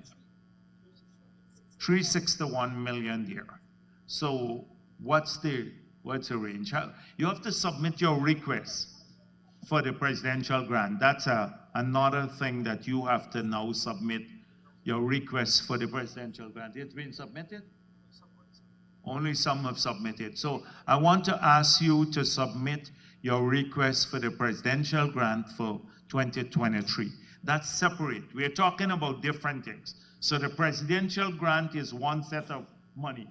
That's separate. The 3 billion was from last year, NTC, that we now, Pauline was reading out. And then the climate money, the climate funds money, LCDS, that's separate. So each, you have to do certain things to get access to. This one, the presidential grant. So please make sure that you submit it before the end of March. So maybe by June when you come out, we can approve those, the rest, all of that. And we'll review it to approve that by June when you come out here again. Is there anything else? What else from the ministry's perspective? Little Canibali, Santa Cruz, Tujo. Where? One of the Okay. One of the main thing for not for Santa Cruz alone, but for the rest of the village around, like Asakata, Guyana, I think some of Santa Rosa also the same cassava stick problem we have. Through the rain, the rest rotten down, so we need that. So if you need a cassava stick, I told you already, they will get it to you. And they plan to repair our health hut, but when we get somebody for check it and they say that no use in repair it because we get the new one. This is so we need a health hut, Santa Cruz. Oh, Santa Cruz. Oh, Santa because Cruz. I was thinking we're in Santa Rosa, we are building one of this modern hospital, right? Santa Cruz, okay. And The one health of the hut. things. The health hut. We will look at the health hut too, right? Okay. How much money cost the health hut? How much you think if the village had to fix it? Maybe we never hear the amount with the amount that they are planning to How much money you getting repair. from the LCDS funds? You got a lot of money now, you rich there, man. How much Santa Cruz getting? $24 million you got there. You could help out a bit with the health hut. Anyhow, we'll help you too. Right? Okay. Okay, all right. And one of the main thing is our land extension. That's our next one. Thank you.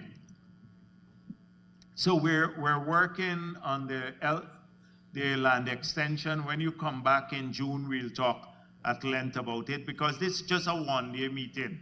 that we have. When you come back, you'd have a few days and we'll spend more time discussing all of the other issues and stuff. Okay, yes. Good afternoon, everyone. Good afternoon. To show for Cubana Village, Region 1. Yeah. My concern is that Komaka-Cubana Road, I need the engineer to visit the contractor to see what work has been done on the road.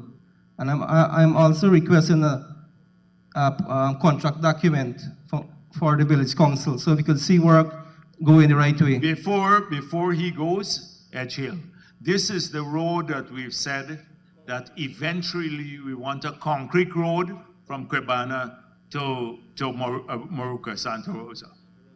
Right? And we're going to do it every year because it's very expensive. We do little bits every year until we reach Cubana. So ensure that he gets, we are very concerned too. The president was in there, he's very angry about some of the lack of progress on Hinterland Road. He called me from the same night. And because we allocated money and we're not seeing the progress on the ground.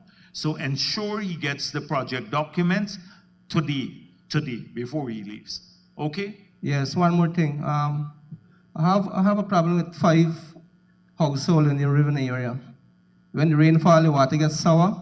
So I'm asking if I could get 5 water tanks. Black tanks. Black tanks, yes. All right, okay, you should be able. Thank you. Right, Colin, you would arrange that, right? Okay, the minister, and he's responsible for Region 1 too, the Minister of Housing and Water. So 250 tanks, one alone. So, right, so then when are you getting the tanks to go in here? Within a month, it's coming in from Trinidad. Locally, they start fabricating. There's a guy who's built a factory in the East Bank who's importing these big black tanks, starting to fabricate the tanks here because they're coming from Trinidad. But because they're bulky, you can only put a few on the vessel. But if they start, they're bringing the pellets now. And I don't know if it started already, but I know he was building the factory about 4 or 5 months ago. It finished. So we should do that because if we can buy it here, it'd be faster movement. And the boat is coming in. It left India already. The new vessels for Region 1, the new vessel to go to the Region 1. So it left India. It's sailing on the way now to Guyana. So we'd have more capacity there now to move things to Region 1.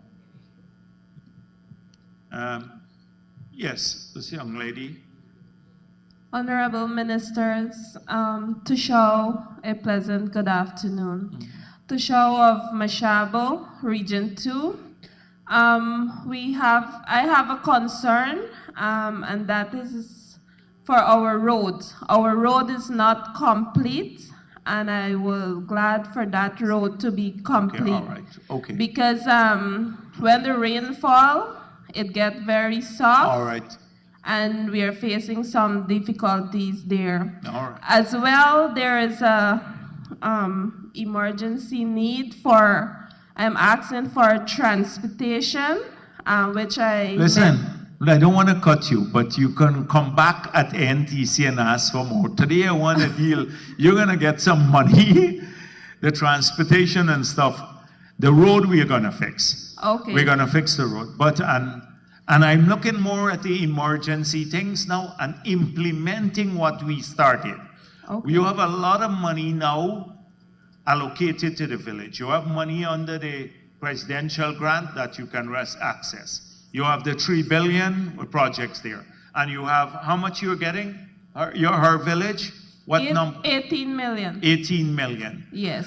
Let's start implementing those before we start going off on new things. So, okay. and transportation and everything. Why I'm saying this, because at last NTC, I made a request for a minibus. Okay. Yeah. So what was approved for you here? What was in, when Pauline called out this stuff? If that was your priority, what did she call out for your area? Shade house and lumbering. And how much that total? The lumbering is 14 million. Oh, you could buy 4 minibuses with that alone. You gotta choose the priority. You have 4 minibuses there, all right? If you want. So sometimes you understand what I'm saying? Yes. You gotta choose the priority. It's either the transport or the lumbering. I'd say take the lumber thing and try to buy the transport on yourself. Okay. Well, now I'm understanding clearly. All right, yeah. Because Thank you can't get, like, we can't afford everything. Okay. So we just try to give a couple of things. Okay. So take the Thank you. ones that cost the most. Okay. Yeah. Right. Thank you. Good day, All right. Honorable Vice President. Right up here, Regentton. Good Oh, afternoon, yes, everyone. yes. The kudos to the administration. We were quite surprised at the speed, and we want to give you the credit in determining from last year to now having us to sit down again. Last evening, we were having a district council chat, and one of the things, and before I go, I just want to shout out to Minister Sukai and as well as PS for the remarkable job they've been doing so far as well, and the other subject ministers, Mr. Ramsden, etc. In terms of the low carbon development strategy, massive, productive plan with vision. But we were talking through it, and one of the talking points that we raised is that through it, Tushos ought to have something to benefit by. And I would have raised this several times with Pradima. She would probably lean with, as well as with Mr. Ben, with regards to something being put aside in terms of Tushos. I don't know how this is going to work. This is just my humble suggestion. Maybe a few 200, say, let me give a figure, $250 million as a revolving fund of some sort, whereby Tushos can access and utilize their duty-free concession to purchase perhaps some housing, boat and engine, maybe a car if possible. And how that's managed by yourself and the ministry, I think that's a way to go. Let me tell you the problem we have with this. The last time we were here, some of these same organizations that I mentioned, when we increased the Tushos stipend, they said we are bribing the Tushos. The stipend was so low, and we improved it in the PP. And with the last time we increased it, they said that if we establish some of this money for a separate fund for Tushos, you know what we're going to get. The same one, they're going to go around the world and go to Europe and say, oh, the PPP is bribing all the Tushos in Guyana, and it's not what the villages want and everything else. So that is, we constantly have a battle here with negative people. But we should be able to help you. That's why I said the part-time job, every Tushao should benefit from that, because your workload would increase with all of these projects. Correct. So you get an additional $40,000 a month, and I think that the Tushos have gone to, I think, 50,000, 45. So 45. You get about $85,000, and then for senior councils that weren't getting it, and the CDCs, they're getting 25. Just a concern with that is that when you approach the bank for a loan, The deputies, but also there's a group, the last time we were here, that were not getting, the CDCs, we didn't give them a stipend. Yes, correct. From the CDCs. Correct. So we want to help, but we have to be careful about these negatives that come out of it. well, I think if we could collectively... Because you see what one man has already said, a former NTC head saying Tushos can't speak for their villages, but he could speak for their villages, for all the villages in Guyana. It's the arrogance. Noted. that we have. The issue with going to the bank is when you approach them with the stipend, it doesn't Yes, qualify. and it's not enough, So right? that's why Let's think about it maybe when we reach back again in June. All right, thank you very much, sir. All right, okay, yes.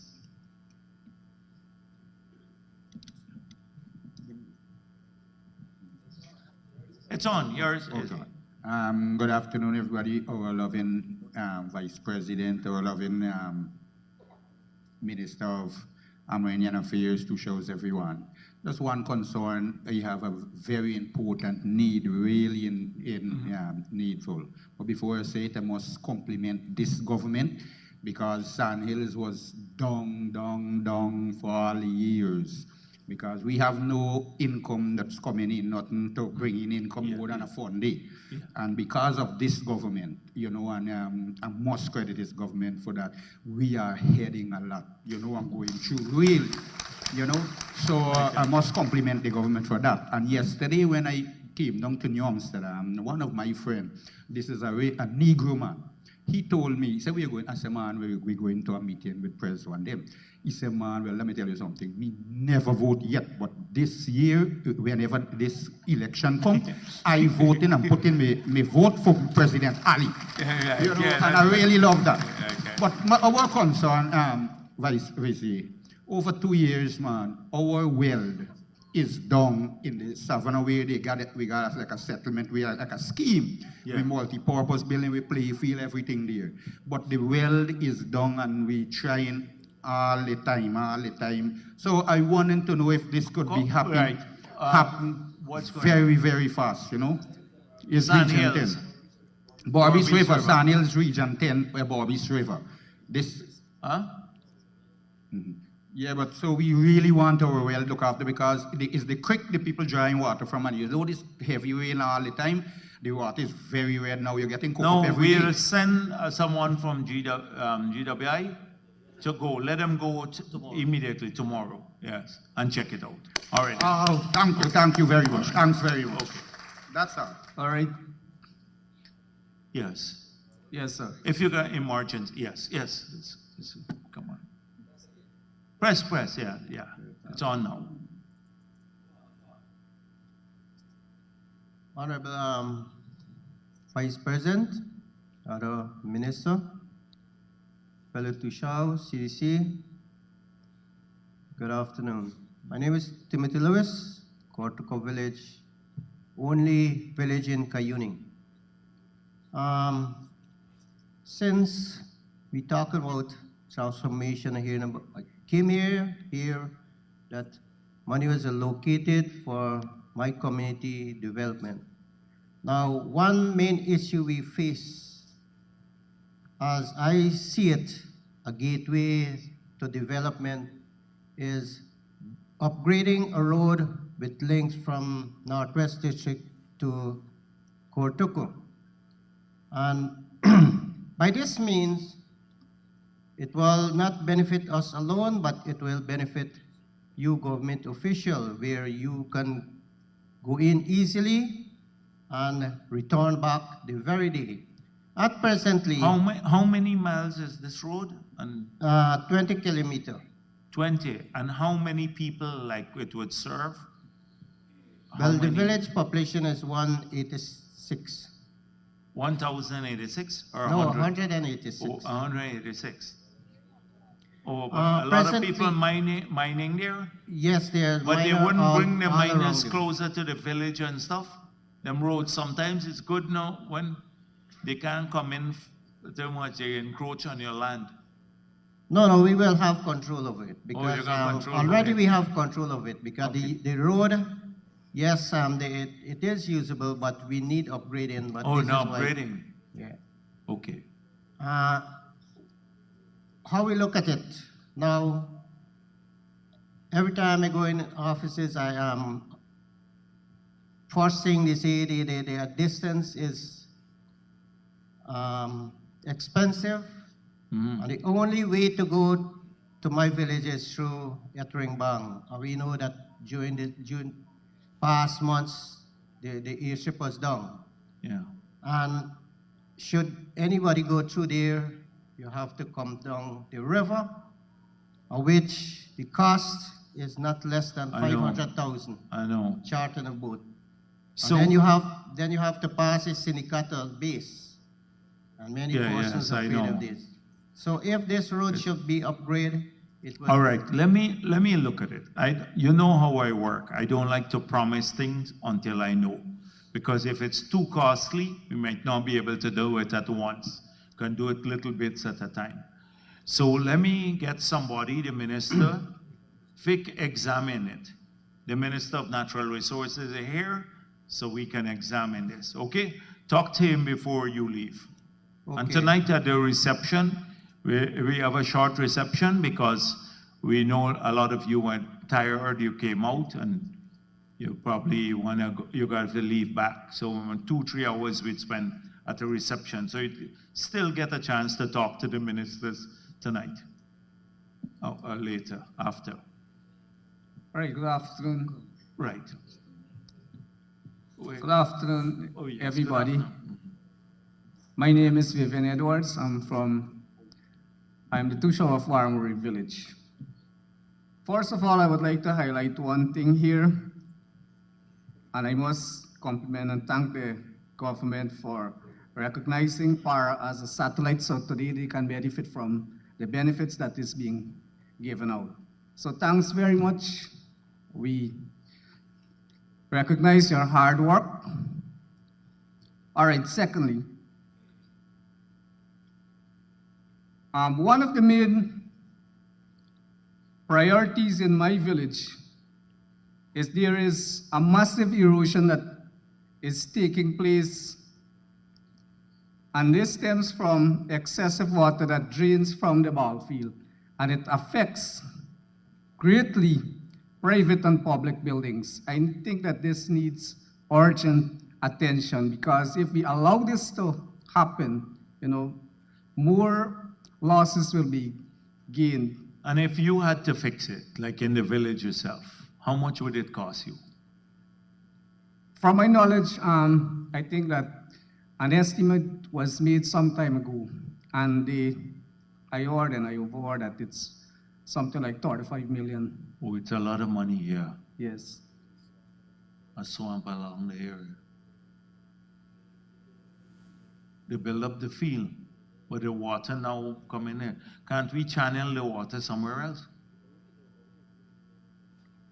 Drain their field and divert the water. So let's look at it too. You came to the last NTC? Yes, sir. All This right, is one of okay. the things that I This presented. is one of the things, but maybe they left it. Yes, ministries, but if it's an urgent thing and we can't afford 35, is there an intermediate solution that we can find just to channel the water somewhere else? So send in the regional engineer. We'll send somebody in. Okay? Just to conclude, Mr. It's 9. Warmori, oh, okay. Yes, Warmori Village. From the RDC It's level, one. a contract was awarded. I think it's a little over 2 million. They built a drain there, but I don't think that the drain would solve the problem. It's not And solving it's the problem. incomplete also. But all right, let's check it out, Nigel. Send in someone and let's have a look at it. So even if we can't now, in another 2-3 months, we're back here again. So you get a chance to raise it. So now that I know about it, we'll look out for it the next time. Okay? Okay, all right. Thanks very much, sir. Okay, all right.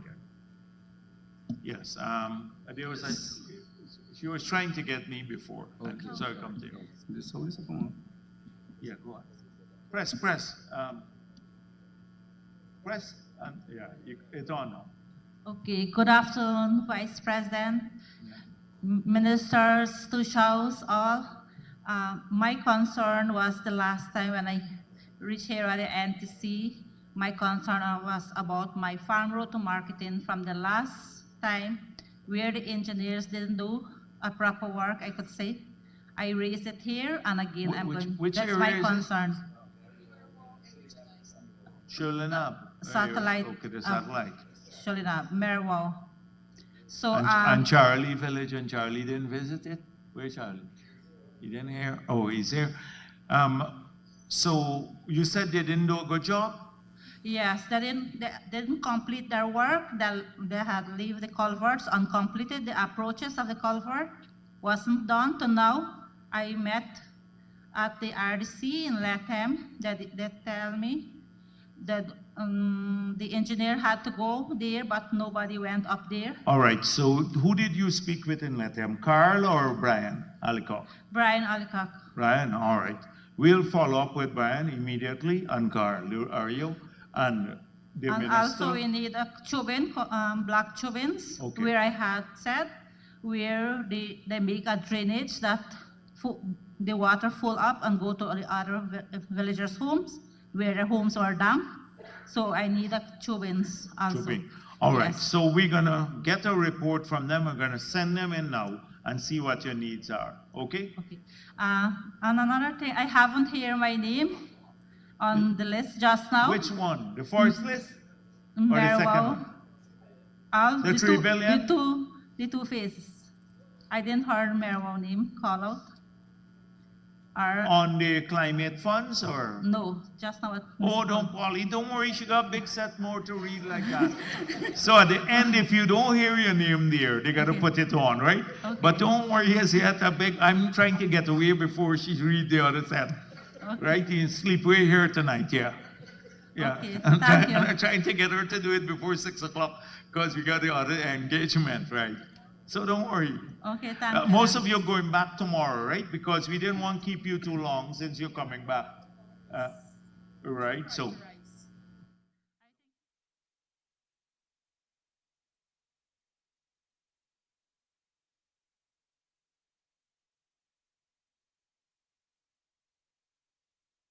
I'd like to say good afternoon to the Vice President and the Minister on his to show on the CDC. I am a to show from Tobago Village, Guyana, Tobago. And this is the second for me in this conference here. And in the first time I went to, that I request for a transportation for my village because my children, this school, they getting real difficult, sometimes they walk on the afternoon, every afternoon they walk from Husserl to Tobago. And I believe that recently I come for the 2022 grant, I had to draw the money and hand it over to the ministry. So I really want to know that From 2022 grant? Yeah. Which grant? With the COVID grant. Oh, the COVID money, you still have that. So you can buy the transporting from that. Well, I hand over the money to the region, right? So we make a sign up. Where is the money? Yeah, but when is the bus coming? He wants to know if he handed over the money. March month 10. So if March month 10 coming, you don't get it, let me know, right? Okay. So make sure you give him your number, Nigel, or Pauline. Okay. Because you're coming back soon, so you're going to get another chance to raise it. So you hear that? Yes, also that the people them inside my village, right, they want to know that the promises what the people they make concerning the tractor. Because right now I see in that, that the jobs... Your tractor ain't come as yet? No, Tobago village. Okay. We ain't getting no tractors yet. Okay, so yours, as I said before, 150 something were given, and they got 26 more to give out now. And then we bought some more. Okay. So all the villages are going to get, so you will get yours too. So you already have to send in. They're delivered in Guyana already, the 26. Or you got to get a barge to get it in. It's hard to get it in. You see the tractors now, they have another 26. You have to strip out all of them and fly them in and then assemble the back. Okay, yes. Yes, I know they're difficult to transport some. They're going to have to strip down some of them, fly it in, and then get them assembled back in some areas on the barge. So they're getting a hard time doing that. But you can get your tractor and trailer. Don't worry about that. Yeah, also, I could say thankful for Minister Ejil. He is here. I was thankful for him because, the time that when he gone inside Guyana, right, he had, come up with some road building, right? And I get up and represent my village, and I get a 5 million for do my road. And Ejil, you're taking the credit for the stuff there. But that's good. We have to build from the concrete road again, like what we are doing from Moruca to Cabana. Okay. We are building from Mabaruma all the way into Guyana. This Go one past full. Osororo, everything, because Okay. that's another one. Yes, concrete well- road. So we are going that route. But we So- can't do it all at once, so every year we are doing a little bit, going in deeper. So the So we're up to how far the you 5 gone now? million, the 5 million that what I get for my village, right? That I start the road and I complete it last month, right? So we just get a advance, right? So I am here now. As I hear, I could glad for the another payment. for the Oh, half Etiel, payment. the man prays you, make sure you get the rest of the money he has before he goes in. You better, and you completed the work. Yes, completed, yeah. Etiel, your payment system, yeah. Tomorrow morning, make sure he gets his money. That's good, right? All right, yes. No, but so this is the bit from Osororo going in? No, from one. Oh, internal. Yes. Oh, not the main road. No, not the main road. Eternal. Okay, Yes. all right. Yes. Because how far are we on the main road? On Osororo Hill at the foot, that's a concrete up to there.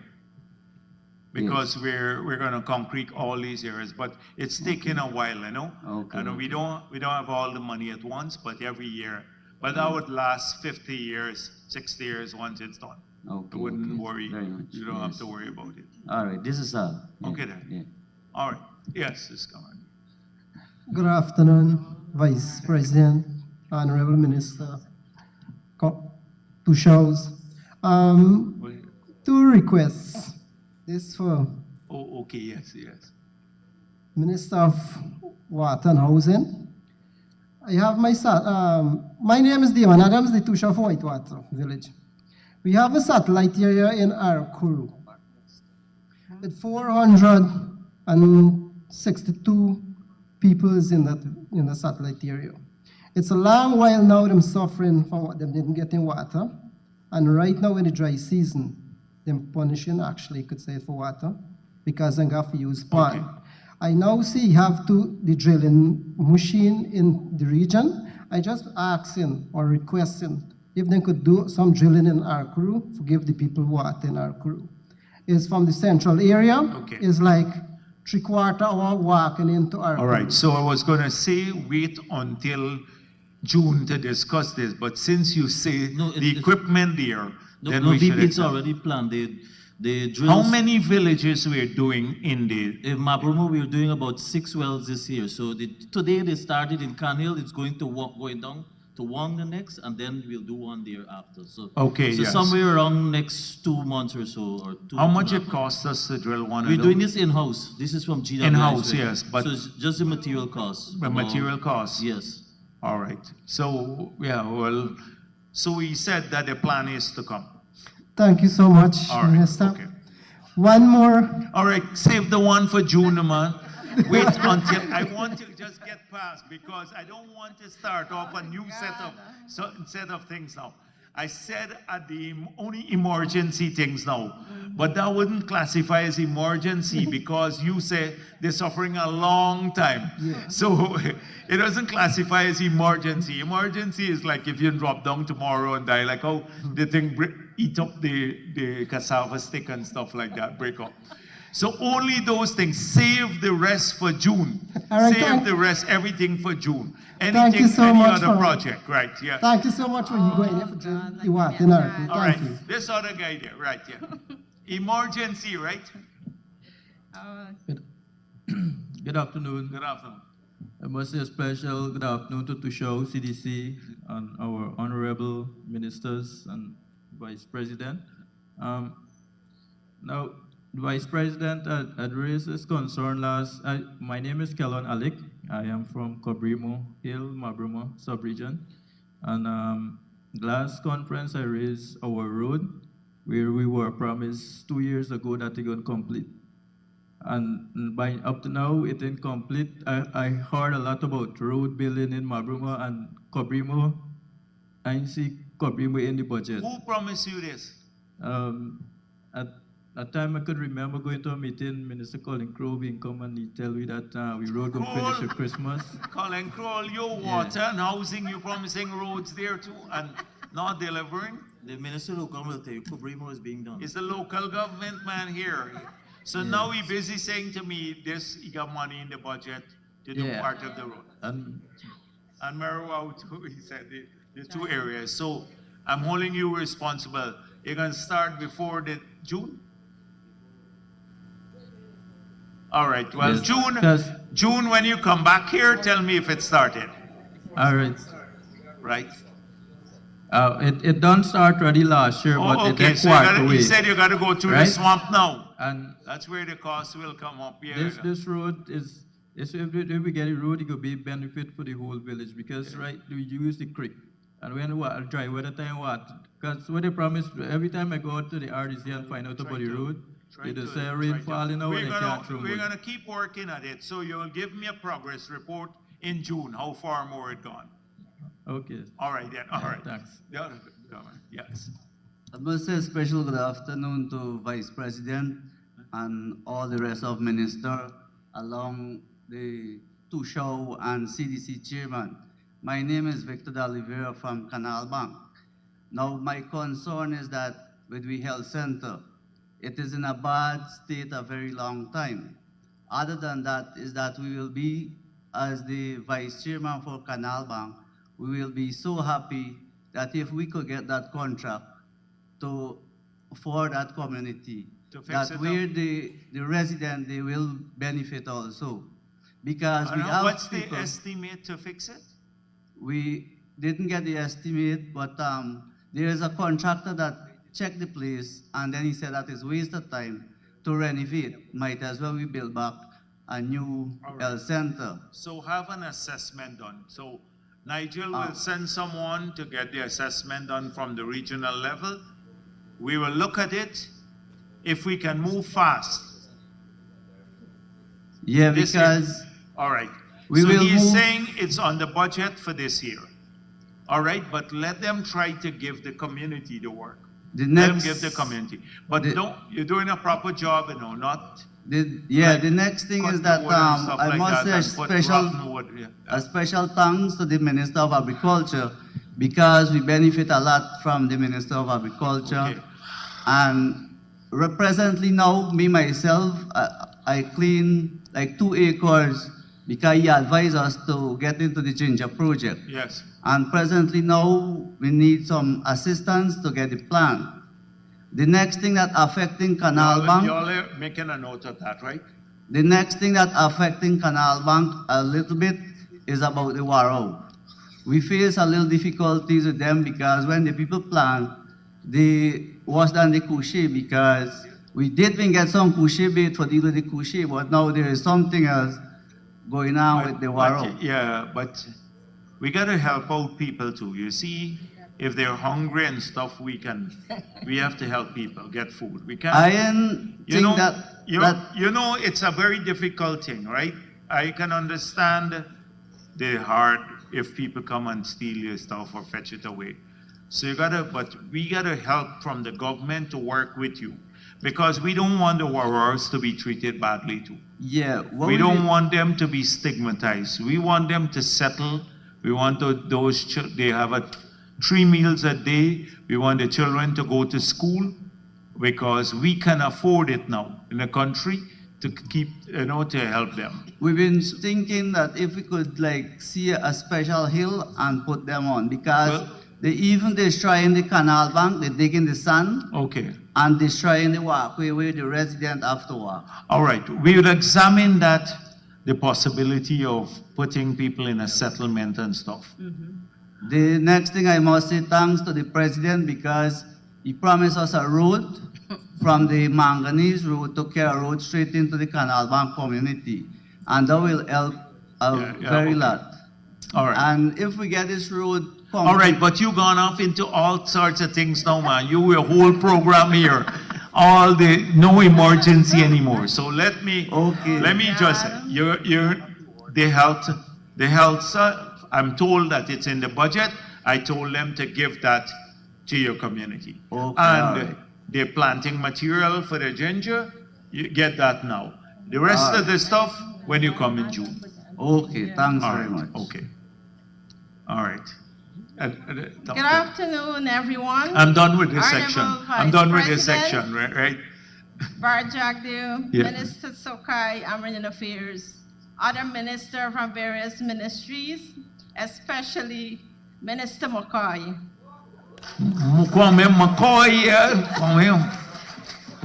want to say thank you to this government because this is the first time in my life my community is going to benefit from this project.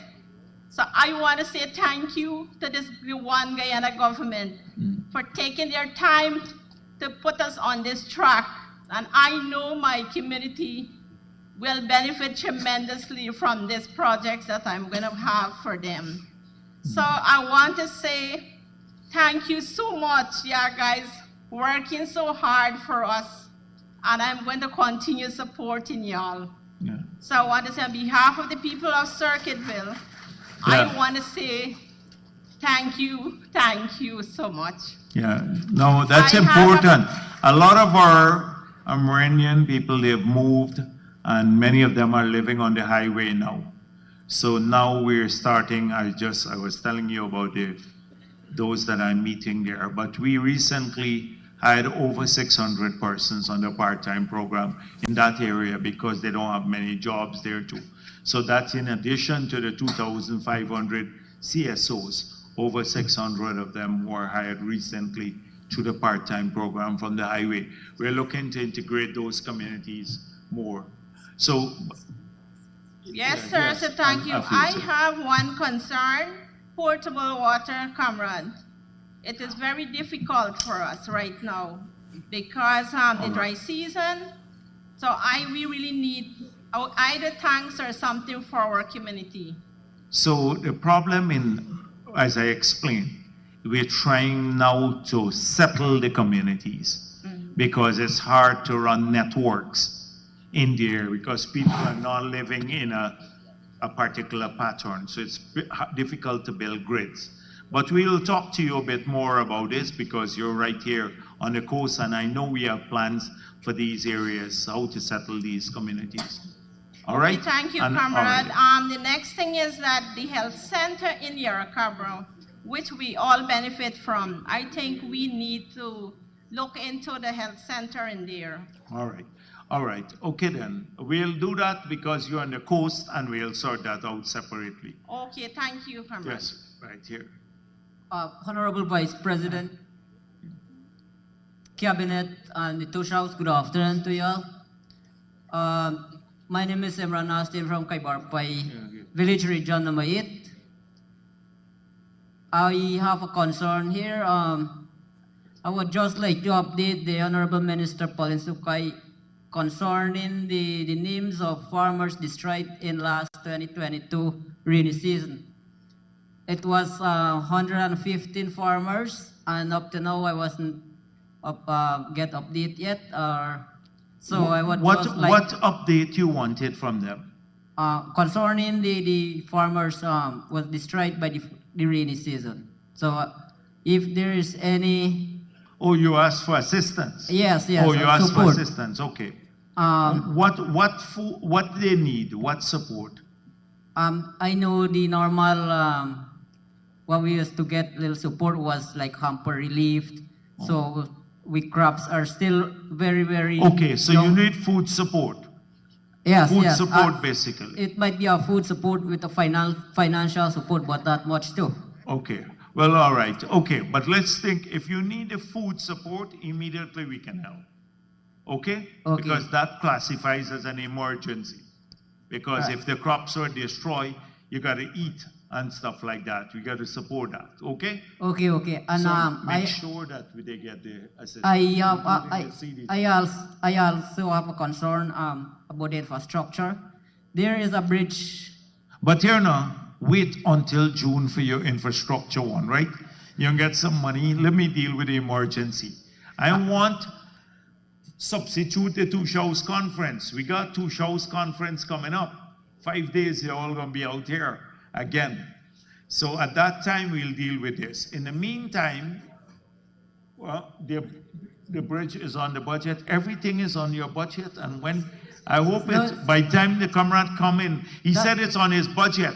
So by the time you come in June, if this bridge ain't fixed, Nigel got to answer for this, yes. Yes, but there is other bridge too. On the way coming to Waipot, it is very in bad condition right now. All right, here what you'll do for me. You come and see me especially in June and tell me whether they're building it, because they tell me the money is there in the budget. The budget has been passed for this year, right? You'll come back and tell me. Okay? In June. Right. In the meantime, we'll get the food assistance. Okay, because another May, June is coming, it's rainy season, so before that, I want the food assistance. Right, yeah, definitely the food assistance immediately. Roger. All right, we can go. Right. Yes. Vice President, ministers, protocol observed. One of my main concern, my name is Michael Singh, Region 7, Dark Point. One of my main concern, we have purchased a canter through the ministry a couple months ago. So far, we have not received it. I would like to know an update.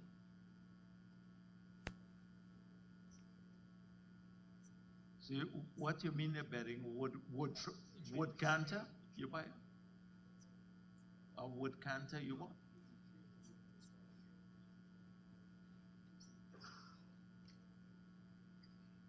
What kind of canter comes with a wood floor? The wood floor too? Oh, okay. They're telling me that the canter is here, but it has a wood floor and they're changing it to metal now. They're changing it to metal. So let me see how long it's going to take to get it. In 2 weeks' time, or take